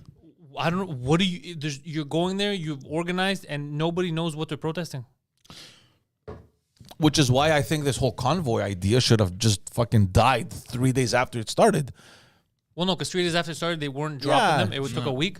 But here's the other problem. No, the premiers, look, Legault came out fucking like 48 hours later. Legault. I think You know what I mean? also the way they handled in Quebec the protests, because there was a convoy that went to Quebec at some point. Yeah, he was nice Quebec to them. Yeah, it was 2 weeks ago. Yeah, I think It wasn't that he was nice. It's that he came out and very clearly said, listen, we respect you. Come, Yeah. we hear you. Hold on. Yeah. That's nice, though. That's nice because Trudeau did the opposite. Yeah. He said, you fucking Nazis, you fucking wife beaters, or Yeah, whatever. it's a fringe of the pop. And even if you're right, And find a better way to fucking say it. And the way they handled it, the way he mobilized the police, is they actually reserved parts of the city close to Parliament of where they're gonna go. Yeah, like chill, They guys, did a be good- safe. Yeah, He did a good, bro. Legault did a good job. He did. Well, it's not really Legault. It's the mayor. no, I don't like that you're taking step away from Legault. No. It's the mayor of Quebec. It's his jurisdiction. He fucking nailed it, Yeah. right? Yeah. Which brought a lot of questions on why wasn't this done in Ottawa? Like, Exactly. these guys have been warning you. It took them 5 days to drive all the way to Ottawa from across the country. More than 5 days. I was hearing about it for at least a week. Yeah. How could you not have been better prepared, dude? Yeah.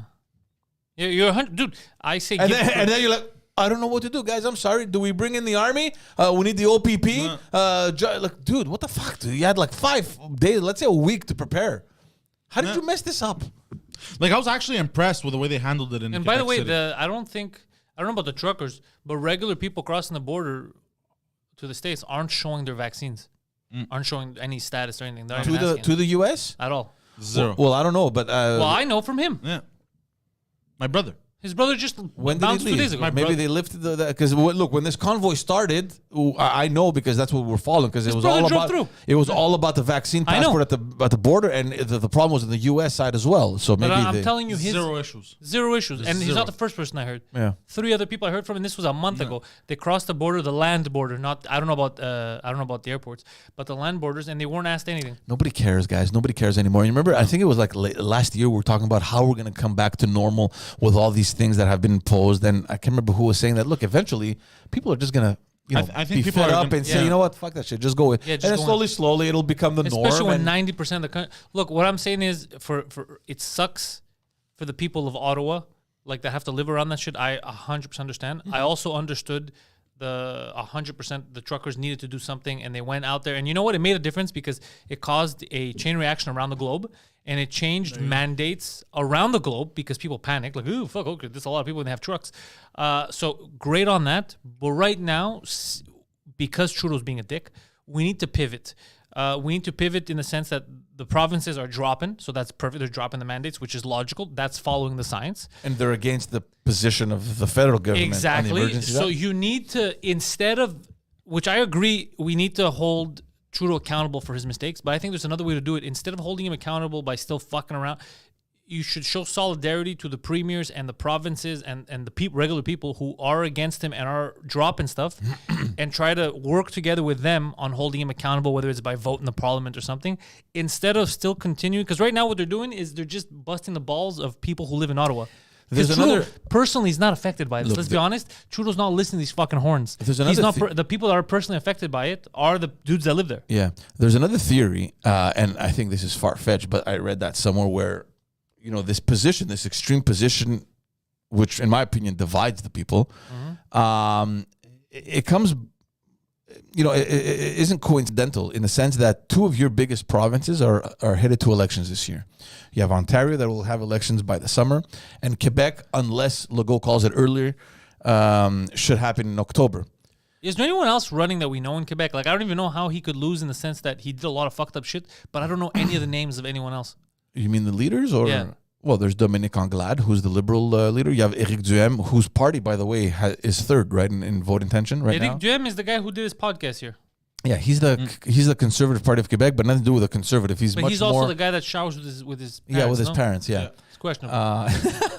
So he's picked up a lot of this. Just saying. Yeah. No, just So he picked up all this vote coming from people that are dissatisfied with mandates, and the people that are just pissed. So they left the CAQ, and he's seen his party like increase in voter intentions like crazy. He's the third. He's up at 14%. This is conservatives.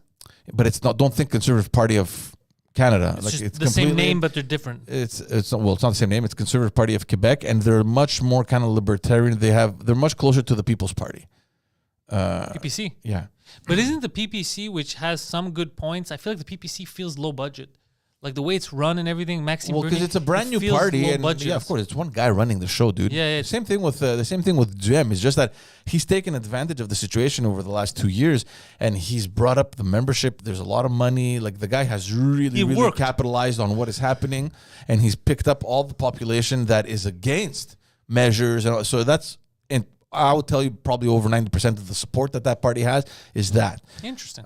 So you have that, then you have Québec Solidaire with Gabriel Nadeau-Dubois and Manon Massé. fuck that. And then you have the Parti Québécois that is, I believe, the next election going to be wiped out. Really? I think they're done. But they have the best leader. Who? Or no, that's the Bloc. The Bloc has the best leader. Oh, Blanchette. Yeah, that's in Ottawa. I like that guy. Yeah. No, the Parti Québécois has a leader that doesn't even, he's not even sitting in the Oh, house. yeah. It's, Wait, the Parti Québécois? Saint-Pierre Plamondon. So, wait, isn't Guy Nantel part of the Parti Québécois? That's the party that he ran for and he lost the leadership race. Yes. Yeah, okay, then fuck that party. If they don't like Guy, they don't like me. So they're no, but I mean right. they're running at what 10%? Not even. I mean Yeah. they're going to get wiped out. So yeah. So what I was saying is that there's elections coming in the two biggest provinces in Canada, and there's this whatever strategic theory, if you want, going around that Justin Trudeau is playing into this rhetoric because he thinks that that's going to influence his support. At a federal level into the provincial elections coming in. So he and of course it's just a theory, right? Where based on the support that he's getting federally, if that can be transposed provincially in Ontario and Quebec, then maybe you will have Ford losing his election and maybe you will have Premier Legault losing his election in Quebec.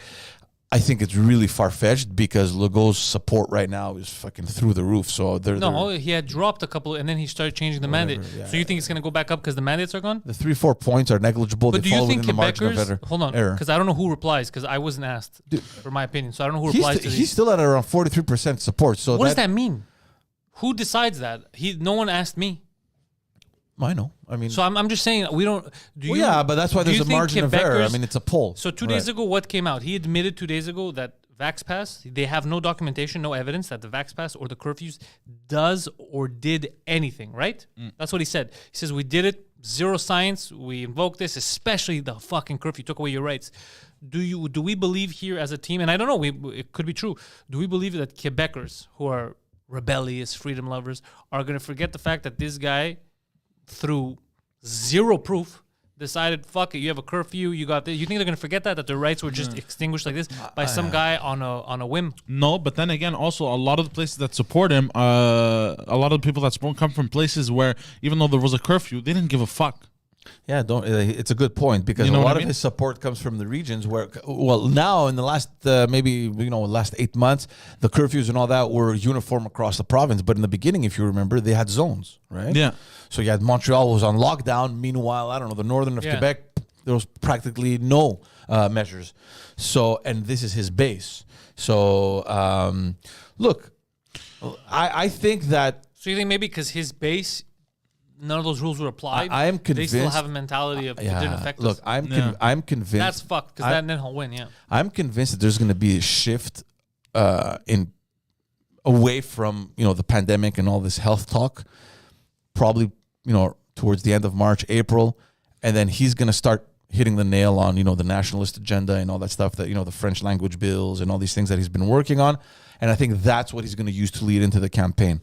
So and that would be the smart thing because you want people to be as far away as possible from thinking about what happened during the pandemic and how badly he mismanaged them, how low, how little funding the senior residences had in the hospital. So you want people's minds Forget kind of about that. away from all that, and he's going to tap onto an issue that comes, that's close to people's hearts, especially in the regions. So I think that's probably his strategy going forward. At least that's what I would have proposed. Like, I mean, we're going into an election. Fuck the crap that we had to deal with the last 2 years. Let's move into something else that people can relate to. Do you think he would, lifting all these measures and mandates and everything, do you think he's doing that just to, gain favor for the elections, and then after the elections, if he's elected in, he would pull some shit like this Well, again? no, he can't pull them back. It's unsigned. The WHO, World Health Organization, came out 2 months ago and said, this is nonsense. You're causing more damage. but the health director here in Quebec has said that, and finally they realized that this is going to turn into an endemic. We're going to have to learn to live with it, and we have to slowly transition into that kind of way of life. Speaking of which, there was an article that dropped yesterday in the Globe and Mail. And this is weird because it's California, and we know how badly California has managed this whole pandemic. But Everyone has to wear masks in California unless the you're governor, you're a celebrity or part of the elite how class. crazy was that? Anyway, the governor of California came out yesterday, and it's the first state in the U.S. that announced that that they're going to adopt an endemic policy to deal with COVID-19. So it's the first state that's coming out and saying, guys, this is here to stay. This is what we're going to do. And it's weird that it's coming from California because they just completely mismanaged this. But that's why everything's done. Like, look, everyone has it. Is it the mayor of LA that is being criticized about the mask and then holding in his he wasn't breathing. He said he took a picture with Magic Yeah, Johnson. he's like, I'm with Magic Johnson, but I held my breath because he has AIDS. So And like, that's not how that works, bro. That's fucking. no, but bad. during the Super Bowl, there was I can't remember which journalist it was. He snapped a picture at the Super Bowl. None of them were wearing masks. With the mayor, and he was surrounded by 5 or 6 people, none of which were wearing a mask. And the thing was the title was Mayor, whatever his name is, has been really practicing on holding his breath for extended periods of time. But it's all not. And you know what the crazy thing is about the masks? Didn't we? So especially the masks that we wear, don't do what they said. Exactly. They should be doing. And yet, we still enforce them out of habit. And we're like, people panic. Dude, yesterday, a guy almost crashed into me. Almost just fucking, and I had to honk at him to go the other way on Sauvé. Bro, when I pass him, I honk, I go, what the fuck? I look at him, bro, mask, alone in the car. Like this. Like this. Get the fuck out of here. And you know what's crazy? We've been getting these masks, bro, and on the packages, they've been saying, these masks Do not protect against COVID, yeah. And yet people are still spewing. I'm talking about one specific Well, I person mean, they who's in our should chat protect sometimes, that they Well, that they should have a slightly better protection than not wearing one, right? I mean, it doesn't. It says that it doesn't. look, guys, let me tell you one thing. people are very confused. When was it? When the restaurants first opened, that week where the restaurants first opened, I think it was 2 weeks ago or something. A friend of mine called me. He's like, hey, masks dude. work if you're standing up. If you're sitting down, you could take it off. So he called me. He's like, hey, man, let's go grab lunch. I'm like, yeah, perfect. Goes, I'll come to the South Shore. I'm like, sure, perfect. Come pick me up. And guys, I swear to God, I was so confused. I'm like, what do I do when I get into his car? Do I wear my mask? I mean, like, what do I do? So literally, I came out of the house before going into his car because I didn't know how he felt. I mean, I don't know. So I put my mask on. I'm like, dude, what do we do? And he's like, I don't know, man. What the fuck we do? I'm like, do I wear a mask? He's like, I don't know. I'm like, are you okay? I'm gonna put a condom on to be safe. We were completely lost. Fuck. Finally, I took it off because it was ridiculous. But imagine what you experienced. An entire society had to not experience knowing that what to do. Yeah, It's crazy. No. So, and look, guys, It's getting fucking expensive. what's getting expensive? Oh, Everything, dude, bro. inflation hasn't hit the levels it's gonna Fuck, hit. bro. Wait, Bro, you're gonna. We're all gonna eat wait a until you giant see the saucisse. interest rates, man. Like people with Mortgages. properties. Oh, jeez. Bro. This is going to be very serious, guys. So I'm It's not gonna- allowed to buy a place now. They've ruined my life. Thank you. No, you are, unless you have the deep pockets. But that's to the afford problem. It, you That's know? the problem. Now, I'm not gonna. I don't want to become house poor. You ever heard of that? Yeah. Yeah, I don't want that. Fuck, bro. I put gas yesterday. I filled up, bro. I still had a quarter. I put $80, bro. Yeah, I still guess. I filled up. Wait, Wait, what? Just pump it and leave. I heard another word. I heard I still gas. Oh, I was said I like, still what? guess. Yeah, No, I don't think get you it can now. still guess. There's cameras everywhere. Is your fucking license No, plate? yeah, effect. exactly. No, yeah. isn't that the stupidest thing to steal gas? It's like, dude, It's what the dumbest like thing. you're going It's to get the caught. dumbest thing. Bro, there's 30 cameras on you. I know someone, and this is the dumbest thing ever. I don't know why they thought this was gonna be smart. Did they do it just fucking shits and giggles? They ran for No, but listen- the listen- leadership of Canada. They got it. Listen to how stupid this was. This is a long time ago. But still, it was a time where there were still cameras everywhere in gas stations. They pull up at a gas station. They park in front of the pump. One of them gets out, goes into the store, buys duct tape from the store, comes out, Covers the license plate. covers his license plate, Bro, this is steals the gas, runs away. next I'm level gonna have a heart IQ. attack. Next level IQ. I like this. I like this. They got caught. Big brain moves. They got Big brain caught. They got caught. They spent the night in jail. Big brain, small dick moves, bro. I like it. Criminal record and the whole thing. Yeah. What a bunch of dummies. Isn't that dumb? Like you would think, let me at least mask my plate before. No, I grew up. I know the dumbest criminals, so to me it doesn't shock me. I've heard worse. They're just so stupid. People that go rob places and they're pretending in the store that they're gonna buy stuff. They're waiting for people to leave, but they're unmasked. So the camera's just picking up the feed. And the second there's no one else left in the store, they'll put the mask on to go rob the place. There was this funny video. Like, I've known the dumbest criminals. I saw a video similar to that one, and I was just laughing. I kept watching it. So there's these two guys that walk into a store to steal a TV, and you see them now. The cameras are on, so they come, and one of them notices the camera, right? So let's say we're robbing the TV. They notice the camera. We're like, oh shit. So they both leave. You're like, oh, okay, smart. They saw the camera. They left. They come back masked, but wearing the exact same clothes to pick up the TV and run away with it. They're just people are dumb. People are fucking stupid, dude. That's Yeah. Speaking of theft, Oh. there was an article that came out. I saw it yesterday in the Journal. Record number of cars being stolen. They're picked up at the port of Montreal in the containers. Yeah, Guido's it's been- dad's car got stolen the other day. Ran in front of the house, but then they found it. I think it was kids that stole it. Yeah, that was a joyride. Yeah. Uh, Record number, huh? yeah. Well, In because 2021, there were over a thousand cars with a value of over $47 million that was picked up at the Is this the mayor's fault? port of Montreal. No, She's this has she's been going encouraging on. people to steal cars. This Look has how been- easy it is. this They has even been- stole my service car. Yeah. Yeah, but this has been going on for years. It's Yeah. very easy to Yeah, steal it's cars. a increase of 25% compared to. How do you steal 2020. cars? It's Yeah, very how is it even possible today? well now because everything's electronic. Now they have devices. That's what I'm curious. That's they right. have Yeah, devices that, I had seen a report there's where one device- they come to your house. Let's say, especially if you have a driveway, like a garage, and you're not parking it in your. That's how they stole my brother's car a couple weeks ago, actually, in this fucking driveway. His wife wakes up in the morning. She went to work, so they have two cars. So she left. So she saw my brother's car, And then my brother went to work. He's like, where the fuck's the car? So he called his wife. He's like, yeah, which car did you take to work? She goes, I took mine. He's like, where the fuck is my car? She goes, well, it was there when I left. I'm like, she's like, what? Oh, wow. Yeah. So what they do, because everything now is keyless and all that shit, now you don't have to start with the car. They have two these devices. scanners. Yeah. So they walk around your house, and that scanner picks up your key somewhere, and it registers all the information. They go next to your car, boop, boop, they unlock it, get in, start it, leave. So it's actually even easier now. Yeah. So you know, so I remember a few years ago because we're talking about dumb criminals. One of my neighbors, who's a dumb criminal, I think he's in jail again now. My One of your neighbors? in Yeah. Park X, though. Where else? Where else?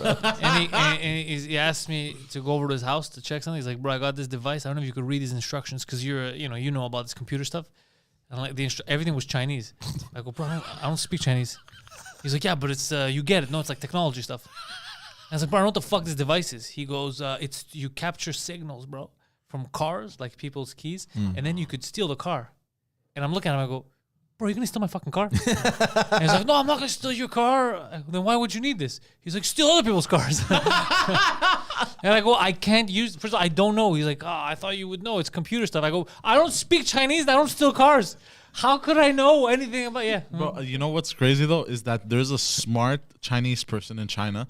He's like he found a niche of dumb criminals in the Western world, and he's like, I'm gonna sell it with Chinese instructions. Well, they're not all dumb, man. I mean, some people have mastered it and just go, Yeah. poop, take cars and leave. Yeah, I don't know where he bought that though. Fucking eBay. Like, where do you get that shit from? yeah, seriously. Obviously, He the went on black market. Alibaba. Yeah, Alibaba, bro.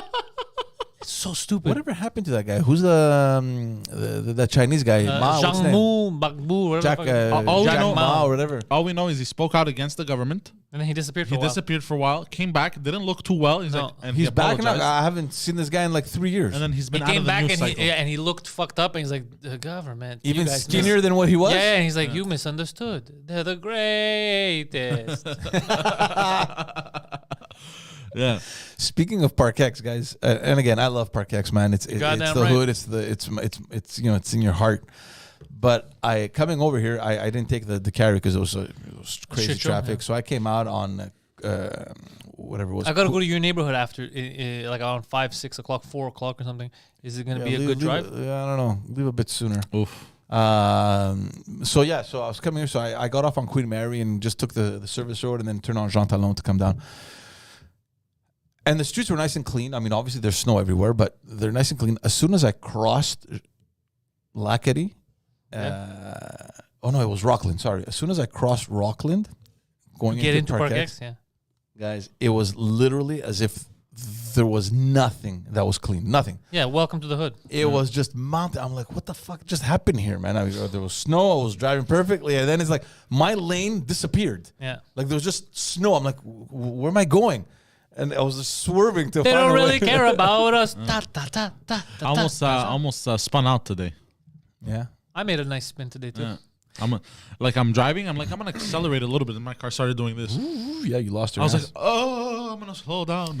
See, it's weather like this that when I wake up and have to get out, makes me question what the hell I'm doing here. We were having that conversation the other day. I don't know, man. I love Canada. I love Montreal, but just deep inside, there's like this voice telling me that you don't belong here, dude. You got to get the That's hell your out of here. genetics. You want to get close to the beach. You got to get the hell out of here. So here's the thing. You If need you- the palm trees. If you want to stay in the first world, your only real options, I mean, so you could save money, houses are cheaper and all that, would be Florida or Texas. Yep. That's your only option. Because Greece, all that, you have to suffer with the third world shit. So no West Second world Coast shit. for you. No West Coast. Yeah. No.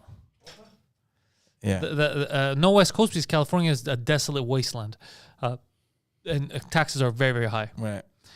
I like LA. I like LA. I like to visit LA. The I weather's live in LA. The fucking- weather's phenomenal. Oh, man. But if you want to live and raise a family, you belong in like Texas or Florida, and low Florida too. Not Miami, but because you don't want your daughter. I've to be a never stripper. been there, man. How are the people there? Do you want to just People where? put heads into Where? the wall down there? Where? Texas or Florida? No, bro. I go to Texas all the time. It's all to the media. Florida man and all that. Florida, I don't know, but I know people that live there. I doubt That's it's the like swamplands, bro. Yeah, That that's also happens. swamps. But if you go to Texas, bro, I've Dallas, I've been Austin, Houston.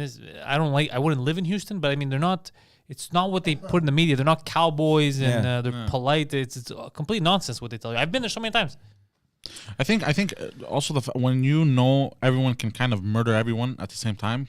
That's the ongoing theory in the North, but it's not even that. It's just people don't. They're more. I don't know. The southern states have legit hospitality. Like they're just not. And when they hear you from somewhere else, they've been nice to me. I'm just saying. Houston, Dallas is nice. But also their crime rates are a lot less because of like Texas. Like I've seen so many stories where somebody tries to rob a convenience store and the robber gets shot by people shopping there. Okay, I don't know what that has to do with anything. It doesn't actually. I don't know. It was just in my head. I had to spew it. I'm sorry. I like if you go to a Dallas, I wouldn't go to an Austin, but maybe like a Dallas or something.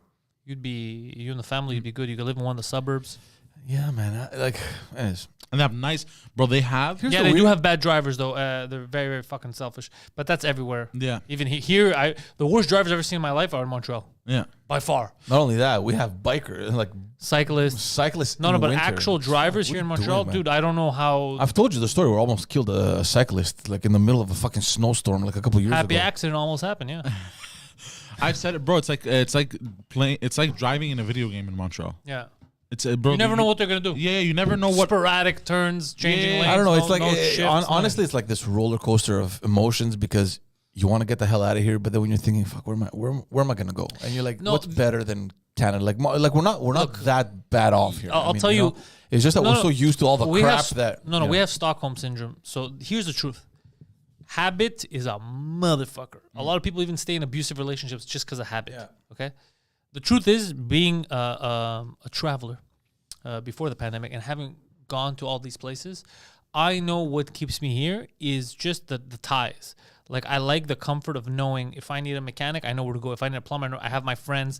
It's nice to have your regular spots. That's comfort. However, life, I know that I do not live the best life because I live here. Yeah. I know that the tax rate, the price of how none of this shit makes sense. But it's also the company that you have, right? I mean, the weather, dude. It's fucking 6 to 8 months out of the year, you're depressed here. Not 6 months. I mean, more than 6 months. Well, look, we've been lucky though. I mean, the last couple of years, winter has come really late, like late into December, which is fine because you only get like let's say that little part of December, January, February. So like you get 3 months max. I think we were locked in. Last year we were locked in from October, if you remember. Yeah, but we're talking about weather-wise. Okay, but even weather-wise, 3 months, 4 months out of the year, and then you have the 3 months that are very bad winter. Then you have the 2 months on either side that are cold, slush, shitty. Dude, half the year it's garbage. I remember when I used to leave and it was like December, January, and here was snowstorms, and I would fly to California, to Texas, and it was a whole other world. But your mental state, dude, just your mental so much state. better. Yeah. Everyone's happier. But like I was saying, it's also the company that you have because. See, what you were saying is like you're staying here because you have a mechanic and you know this guy and that guy. Like I lived in Greece and obviously I have family. I have friends there. But Greece is too bureaucratic. It's a nightmare. Forget about that. Exactly. But I mean, I'm just saying that a country like that, you would go there and you have your company. Like if you need anything, you know who to reach out to refer you to someone. Like you're not entirely alone. I think that's what bothers me mostly. And let's say excluding Greece because you're like, again, like you say, like, is it the best choice for my family? Even though, I mean, there's families being raised obviously in Greece, but you're thinking, I just don't want to be alone, right? Like, okay, let's go to Florida. It's like, who do I know? Like, I actually have a cousin there, but that's it. It's not the same as here. You're gonna get bored really quickly. You don't have your friends. You don't have. Here's the truth, though. Our parents came here with nothing and didn't know anyone. A lot of no, that's not true. They knew people, and the community was so big. Maybe your family knew people, but when my mom came here, she was the first, and then she had to bring years out. Her sisters. She was, but she came into like a community that was already vibrant. She's like, okay, you know what? I'll just go hang out with the Greeks. I'll meet people. My mom, they're my people. No, my mom came here. She was in Alberta. There was no Greek community. Oh, okay. I'm talking about here. Okay, but that's what I'm saying. Is a lot of people have done this. Why there's Syrian refugees. What was different the purpose of Alberta? Everything was booming back then. Every dude. Syrian refugees come here with nothing. They just have their immediate family. They don't even speak the language. You could adapt. But it's especially if you're in now. Texas. Look, you have the internet. You speak English. You speak French. You can make friends. You could set up a family. I'm sure there's Greek communities in Texas or in Florida. It's not about the Greek community. I don't care. I'm just saying you can find that and grow. And then you know what? In the end, a lot of people, because we've discussed moving a few times. If I decide to go to Florida or Texas or whatever, I know there are a lot of people, at least 5 or 6, that are going to be like, you know what? Let's look into going too. Him being one, for sure. If I go, he's not staying here. Yeah. He's going too. So already, bam, right there I have him. I know Viran wants to leave. Yeah. You know what? Homer doesn't give a shit. You know what changes though when you have a family and you have kids and you're like, oh, fucking unroot everything now and go to the kids. But at the end, but look, for but them, on the other hand, long term it'll be better for them. Yeah, isn't it? But on the other hand, They'll isn't it thank you better in the future. Yeah. No, yeah, exactly. It's better to do it while they're young and like school isn't that really important. I mean, they don't have lasting friendships that they're going to leave behind. You know what I mean?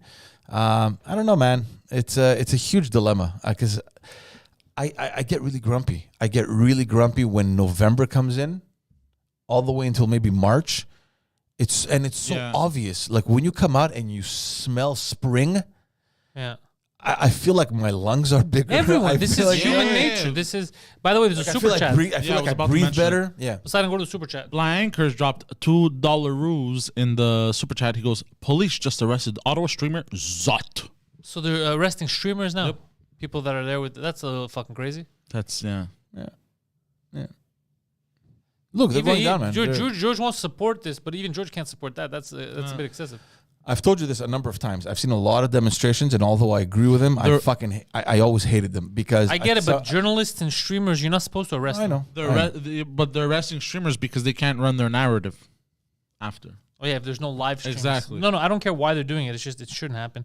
But yeah, dude, I'm telling you, your kids will thank you in the future if you go to like a good spot. And first of all, selling your place now at the prices that they're going for, these half the money you're gonna make off it, half the money.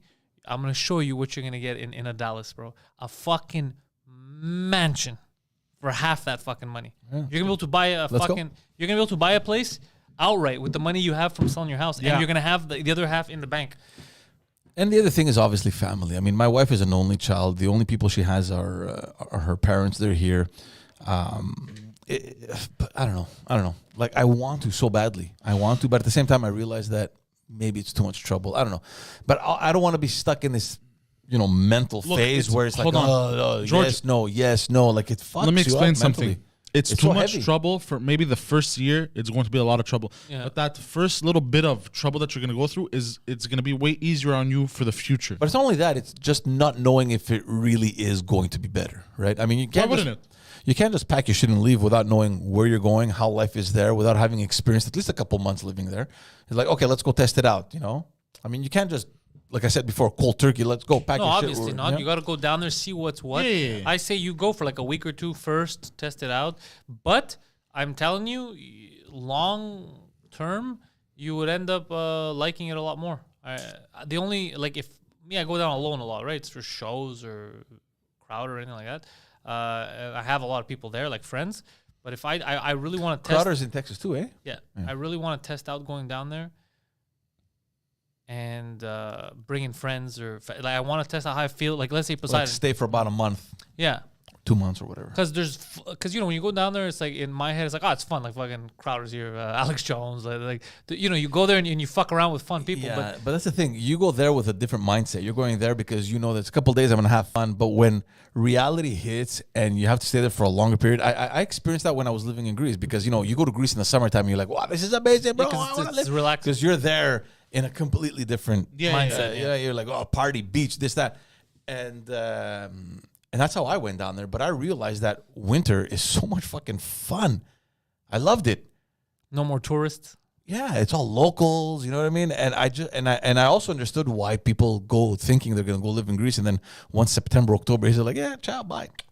But I loved it. So yeah, that plays into it as well. You leave with the wrong expectations. Bro, now that I found out Greece has an actual podcast culture. They're podcasting out there. Yeah, it's growing. Dude, I reached out to that podcast company that has it in Greek, full Greek email. PodGR there? Yeah. Pod.gr, yeah. They haven't replied to me. It's been 2 days. I offered them a podcast, and I told them congratulations on making it to the 21st century. But yeah, and I told them I'll do a full Greek podcast from here. I'll send it down Greece to you guys. is modernizing. Yeah, but I think maybe they got insulted when I sent it. Maybe like, who the fuck does this pioneer think he is? A pioneer of podcast, and that's who I think I am.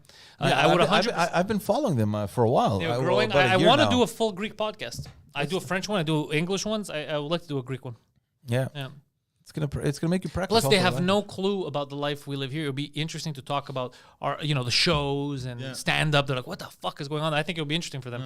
But these guys gotta write me back and pick it up. It's cool. No, they have a lot. They have musicians. They have actors. Like it's a pretty big banner. Yeah. You're gonna represent me. You're gonna write to them. You're gonna call. Look, I believe my client reached out. My client. Yeah. Let's go. You can join me in the podcast. You speak Greek. By the way, Saypak dropped $6.99 in the chat. What do you do when you learn? What to do when you learn cancer is after the only person you care about in this world? That's terrible.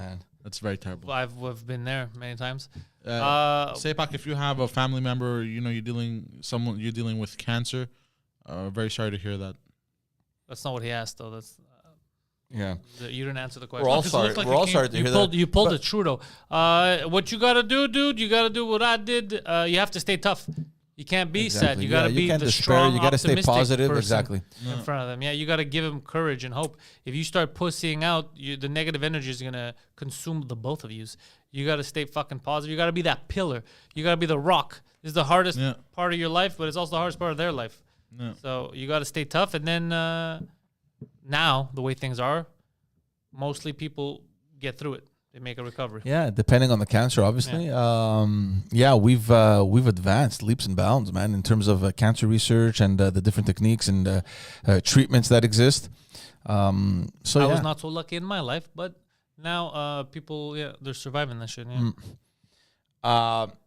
Want to bounce off? Not this, just completely left turn here because I want to get to the CAC in Quebec City. Another controversy in Premier Legault's cabinet.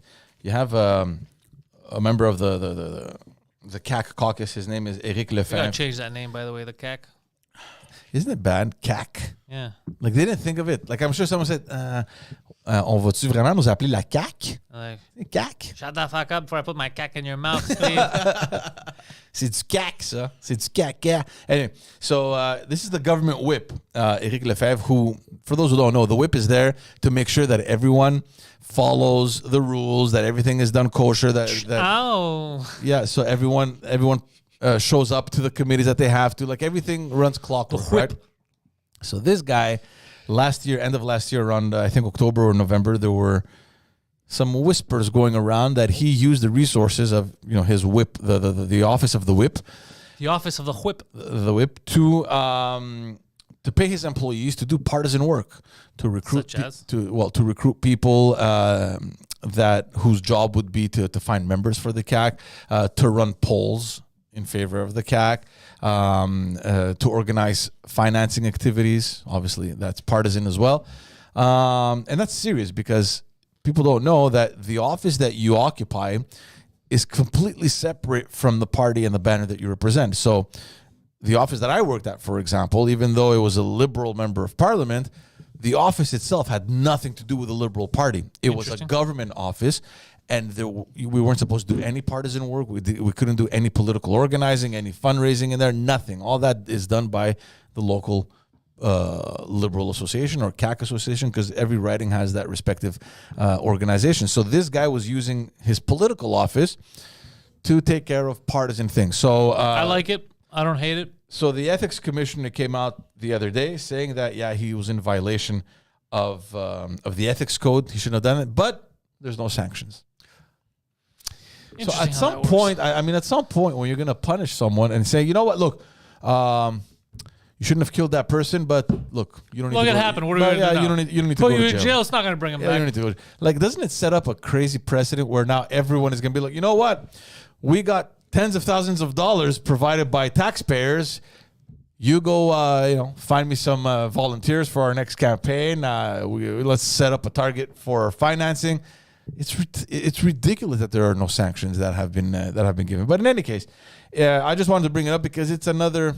I don't want to say scandal, but another controversial thing amidst the many that has plagued even Premier Legault as well, and his other economy minister, who had shares in companies that were receiving public funds, public subsidies. Fucking absurd. How crazy is that, right? But at least he got really nailed by the ethics commissioner. She told him, "Look, you either sell it, or I'm kicking you out of the house. You will no longer be able." She has that kind of power. I like that. Anyway. Off to Jean Charest, because he's been in the news quite a bit. You keep talking about this guy. I hate this guy. Go on. I like him, but I just want to say, because he keeps being in the news, because ever since his name circulated that he's seriously seeking to make another run for the Conservative Party of Canada, Obviously, that comes with the dirt that politics usually carries, and people have been smearing him, and especially in Quebec, all the leaders of the parties came out and destroyed the guy, saying that he left a disgusting track record as a premier of Quebec. I disagree, but anyway, he made Quebec politics equivalent to corruption and collusion. Meanwhile, he hasn't been accused of anything. The man, I mean, he wasn't accused of anything. No, they just accused him. You just named an accusation. No. They're accusing him. He hasn't been charged of anything. That's what I was trying to say. So I mean, well, neither was Epstein. Killed himself before we got to that. Yeah. But the whole controversy around Jean Charest is that the UPAC has been running this campaign, like this thing of like it's been 8 or 9 years now. They're still going at it, thinking that they're going to find something to bring formal accusations and stuff. Nothing's happening. It's been 8 years. My friend Kim is writing me. She says Charest, prior to being elected and erected, kept talking about improving the hospitals in Quebec. He was serious. Of course. And then when he got elected, he did nothing. Okay, name me one Quebec premier that has done something. But what I'm saying is, yeah, of course. You're talking about he wants to run for the federal Conservatives? Yeah. No, that is a spot for my homie, Pierre Poilievre. Charest has been called by, I think he has a lot of the support from the Conservative MPs from Quebec and a huge part of them from Ontario. You weren't here on Wednesday, but we were talking about, there was an article that came out last week, I think, suggesting that if again he runs into trouble, because last time he was interested as well, but he kind of got blocked from the Western MPs, and who were backed, by the way, by Stephen Harper. He put his foot on, he was like, fuck this guy, I hate him, he's not coming back into the party. So that article suggested that if in case that is still there and he's not able to kind of bridge both factions of the party back together, that he is considering creating his own Conservative Party where he would go get all the moderates within the Conservative Party, so all the Quebec MPs, a huge portion of the Ontario MPs, and go and get a lot of the more center-right MPs from Justin Trudeau's party. I get it, but why can't Poilievre do that? Poilievre is more He libertarian. could. I'm just wondering why aren't the Quebec MPs looking favorably towards him? Maybe they don't trust him. Maybe they think that he's too close to the Westerners. I don't know. These are all speculations. But it's all up in the air. who said that they don't? That's what I'm saying. These articles come out. But these articles come out because of leaks that they get, because of contacts that they've... These articles also said, if you remember correctly, when the terror started with Trudeau, that he has the full support of his cabinet. They're all with him. They all agree. And then it turned out that was not true. There was a lot of dissidents. No. There were articles being written suggesting that his caucus is divided. We even spoke about that. Now that not people now. spoke We're talking about last year, that there's issues in his caucus, even close to the campaign. I remember it is. Yeah. That there was a lot of division, and that Justin has been working hard at keeping things quiet. In any case, the reason why I'm bringing this story up is because of all these things that are happening. All the leaders here, the parties here in Quebec, came out and destroyed the guy publicly, and you have Dominique Anglade, who's obviously a successor of his in the Liberal Party of Quebec, coming out and kind of supporting him and saying, "Listen, we need to be a little bit more respectful of premiers, especially for the contribution that they did. Whether you agree with what they did or not, I mean, at some point they occupied the position of the prime minister, and they should be respected." And she also came out and called on the UPAC to finally put an end to this investigation that has led nowhere and that has embarrassed his family. Not only that, they leaked documents, which is illegal. I don't like that, yeah. And which is why Jean Charest is suing the Quebec government. He's suing them for $1 million because of the leak that shouldn't have happened. And him and his family are dealing with all this stuff that has been affecting them. So that's what's happening with Jean Charest. And the other thing is that Jean Charest has sent a request to the prosecution here in Quebec, requesting immediately that they prepare all the documents for him for the case that he's suing the Quebec government. So I don't know exactly how it works. So he's suing it. So he needs documents from the prosecutor in order to pursue his case, and they're not giving it to him. It's been since last July, and he sent his lawyer. He sent a request through his lawyers, asking the prosecution here in Quebec to provide these documents as soon as possible. I'm thinking that he wants to accelerate this as fast as possible because he wants no obstacles leading into a potential run for the leadership of the Conservative Party of Canada. We'll see how that evolves, because I think that also was something that blocked him. The rules that the Conservative Party of Canada laid out. Obviously, you couldn't have had any criminal file or be involved in an ongoing investigation, which in his case. Do you like actually happening. Polyev? Fuck. This is a tough question. I like Polyev as a parliamentarian. I think he's very efficient. I think he's very eloquent. I think he's great at embarrassing his opponent. He's done a fantastic job. The question that I have on Polyev is that he has been extremely good at avoiding certain questions that we don't have answers to. For example, his position on gay rights, abortions, conversion therapies. He hasn't answered any of these, right? He's been very agile at kind of avoiding these questions politically. So he's made to be a good prime minister. Yeah, in that respect, Has yes. anyone asked him though? Yeah, of course he's been asked, and like his answers are When has he been asked? during the last campaign where it became, or actually during the last leadership campaign where all these questions came forward, and that's where O'Toole kind of fucked up because he played into the West to get them on board, but then during the campaign he had a completely different But discourse. Polyev, he kind of made his allegiance known because he leans What more Polyev libertarian. is saying, yeah, what Because I've Polyev seen a is saying, video. I've seen a video of Polyev. I think saying he like about gay people not like. Yeah, he goes, the government has no business. Exactly.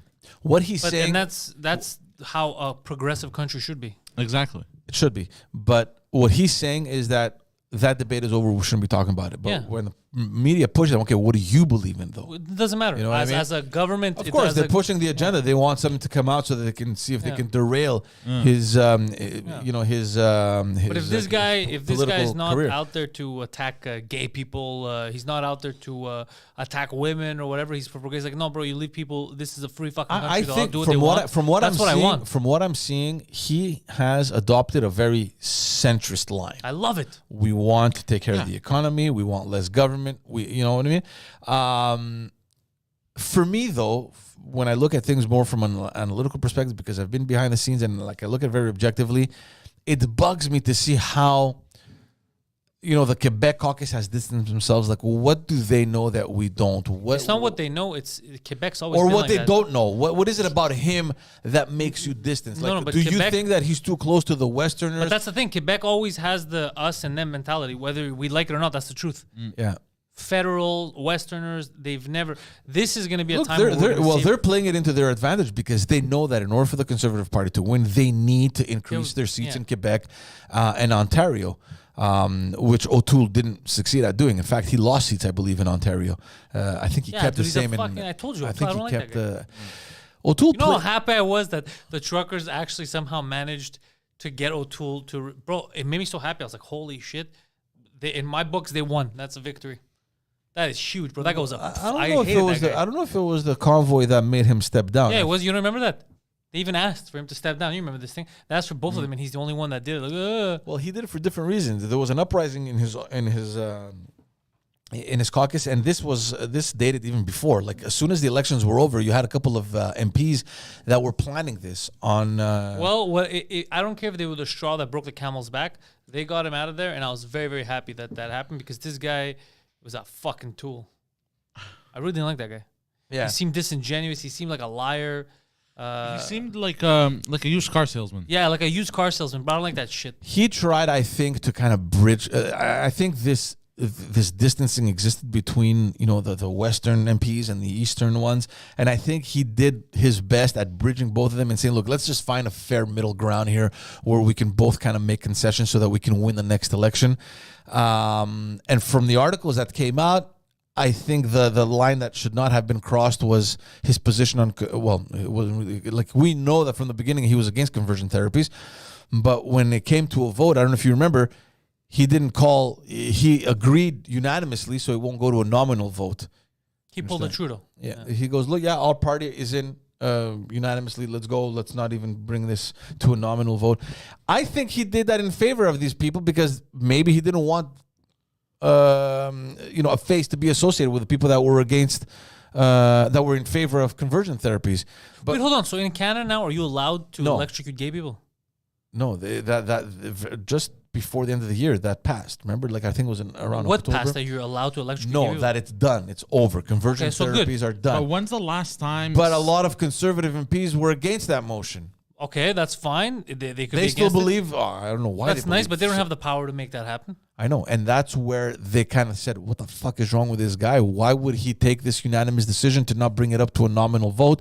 And made it seem as though the entire caucus was unanimous to end conversion therapies. You understand? And I think that's where things started going downhill for him. So people think that this only started a couple of weeks before he was kicked out, but it's been brewing for a while. I have a question though, because we haven't been able to figure this out.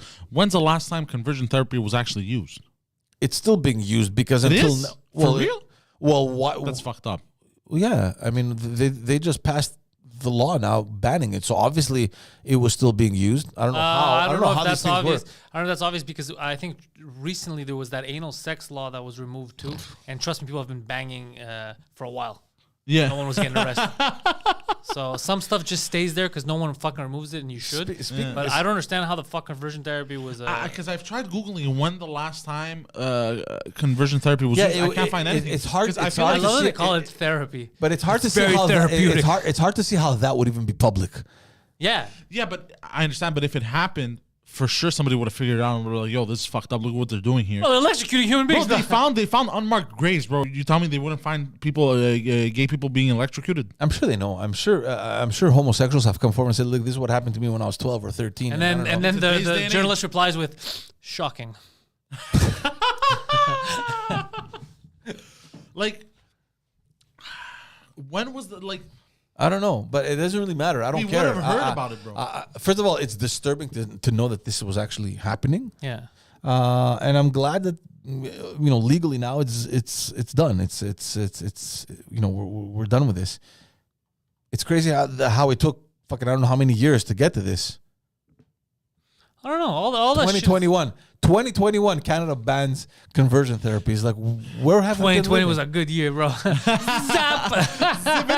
It's so stupid. I want to know the first person who thought that was a good idea. Like, so you like dicks, huh? All right. Let's electrocute him. Like I've never. It doesn't make any sense, bro. It doesn't make any sense. It's like straight out of one of those spy movies where they put a bag over your head and they Yeah, but it spill doesn't water make on any- you. But why would that Are you work? gay? Yeah. It's like, why would it work? It's like, well, we haven't tried electrocuting. I know we haven't tried a lot. We haven't tried setting them on fire either, But bro. how does that- I how does don't that- think that has anything to do with people's attraction. So how does that work? like- They I kind feel of like- brainwash you to thinking that you're no longer gay? Was that the whole point of conversion therapy? I think they think that, like, they used to do it, like, they zap you when you have a thought, or like fat people, sex addictions. People tried conversion. Was it really zapping, or was it more kind of aggressive? No. It's, so what they would do is, like, you get they do this in, like, you get aroused by something, they zap you. So they're trying to condition your mind, or if you like something to eat it, that now when you think about that, you don't like it anymore. But bro, this is the way your body works. That's what you're attracted to, bro. All that's gonna do is fuck with your head after. If the thing that you're naturally attracted to, you fucking feel They weird. put an image Bro, of like this Starbucks mocha latte or whatever with And they with yeah. whipped cream. Would you like this? Oh yeah. No, that's homos fucking like that yeah, shit. exactly. So that's You what they gotta do. like black coffee. Yeah. So what it does is that they'll just fuck the shit out of you, bro. That all you're doing is you're just creating disturbed people. It's complete nonsense. This is like farm head shit. It's You know complete what? nonsense. On one hand, you're surprised Yeah, that this was Clockwork happening. Orange style. Yeah. You're surprised this was happening in Canada, and then you realize that there's unmarked graves of fucking children, man, that had been killed because these people wanted to wipe out Yeah. Aboriginals. Yeah, bro. It's fucking So absurd. apparently, 1 in 10 gay people, or because they used multiple terms for it. 1 out of 10 homosexuals has been through that experience. Is that what you're gonna say? As many as 1 in 10 gay, bi, trans, and queer men and two-spirited and non-binary people in Canada have experienced conversion therapy, apparently. Like electric shit, or people being like, you should convert to not being gay. Like, what do they mean? Because if it was the electrocuting shit, bro, that's absurd. The findings from data. It was like a door-to-door thing. Hi, we're here from our Lord and Savior Jesus Christ. Have you heard of not being homosexual? Of the zap. Let me ask you a question. One of your daughters comes out as gay, and then I show up and say, I want to electrocute. What would you do to me? I'd beat the shit out of you. Okay, hold on. I would take a bat. So But apparently there were participants, and 10% of GBT2Q. I don't care about robots, bro. Just talking about human beings. Okay. So 6-7% experienced conversion therapy in religious, faith-based settings. Yeah, that makes sense. 30% experience conversion therapy in licensed healthcare provider offices. Licensed healthcare. Jesus Christ. 72% started conversion therapy before the age of 20. 24% attended for at least 1 year. Attended what? Like a church session? Willingly. They went, but okay. Yeah. 31%. Thought, no, maybe my parents are right. Maybe I am sick. Yeah. Bro. So, kind of like the more like not Mormon. Is it the Mormons? Anyways, that's fucking horrible. Bro, do that shit to a kid, bro. That's fucked up, bro. Yeah. 31% attended more than 5 sessions of conversion therapy. It's a cultural thing. Like, I mean, there's parents, and I understand the religion thing. It's like, so like, you're not allowed. Our religion doesn't believe it. And they force the kid, and you have some stupid pedophile priest trying to tell the kid not to be homosexual. Yeah. That's the best part. It's like, why can't you be normal and bang kids? You know what I mean? And then the other thing you mentioned about licensed health professionals, like what? They thought, okay, you have an issue, we'll take you to our family doctor. He's going to fix you. And then the family doctor, like an idiot who's a scientist and understands how these things work. Come here, son. So you like them boys? Yeah. Well, I don't know. Get me that car battery. I got an idea. So look, I get it. Since it's still been happening, I 100% get the need to ban disturbing. It's this therapy. Anyways, look, Poseidon, we're going to end this because I really got to urinate. And we did make it all the way to noon. Thank you, guys. It is Friday. Our man here, George Jiggity Chandrizos, replacing Phil in the first chair for today, has his own podcast. 2 of them, actually. One of them, he's wearing the hat right now. It's the Backstage Podcast. Links are in the description. Check him out. He's got some hard-hitting interviews. He interviews people that were electrocuted and people that were doing the electrocuting. It's a lot of fun stuff. But also, he's got a fun podcast called Just Us Dads, where him and a couple of other daddies talk about conversion therapy and raising their kids pre- and post-pandemic and fucking garbage dad jokes and all kinds of stupid shit, but it's fun. It's light. It's unlike this. It's very lighthearted. It's a good time. Check it out. Just Us Dads. Links to follow George are in the description. And if you want to follow someone who, needs just therapy, the Poseidon 69, Twitter and Instagram, also twitch.tv/theposeidon69. You can follow me everywhere. PantelisComedy.com. All the links are there. And if you want to support this lunatic fringe, Patreon.com/Pantelis. Get some exclusive content and help us get to the next level. The next level being our own conversion therapy warehouse. Patreon.com/Pantelis. Thank you, guys. Ciao, guys.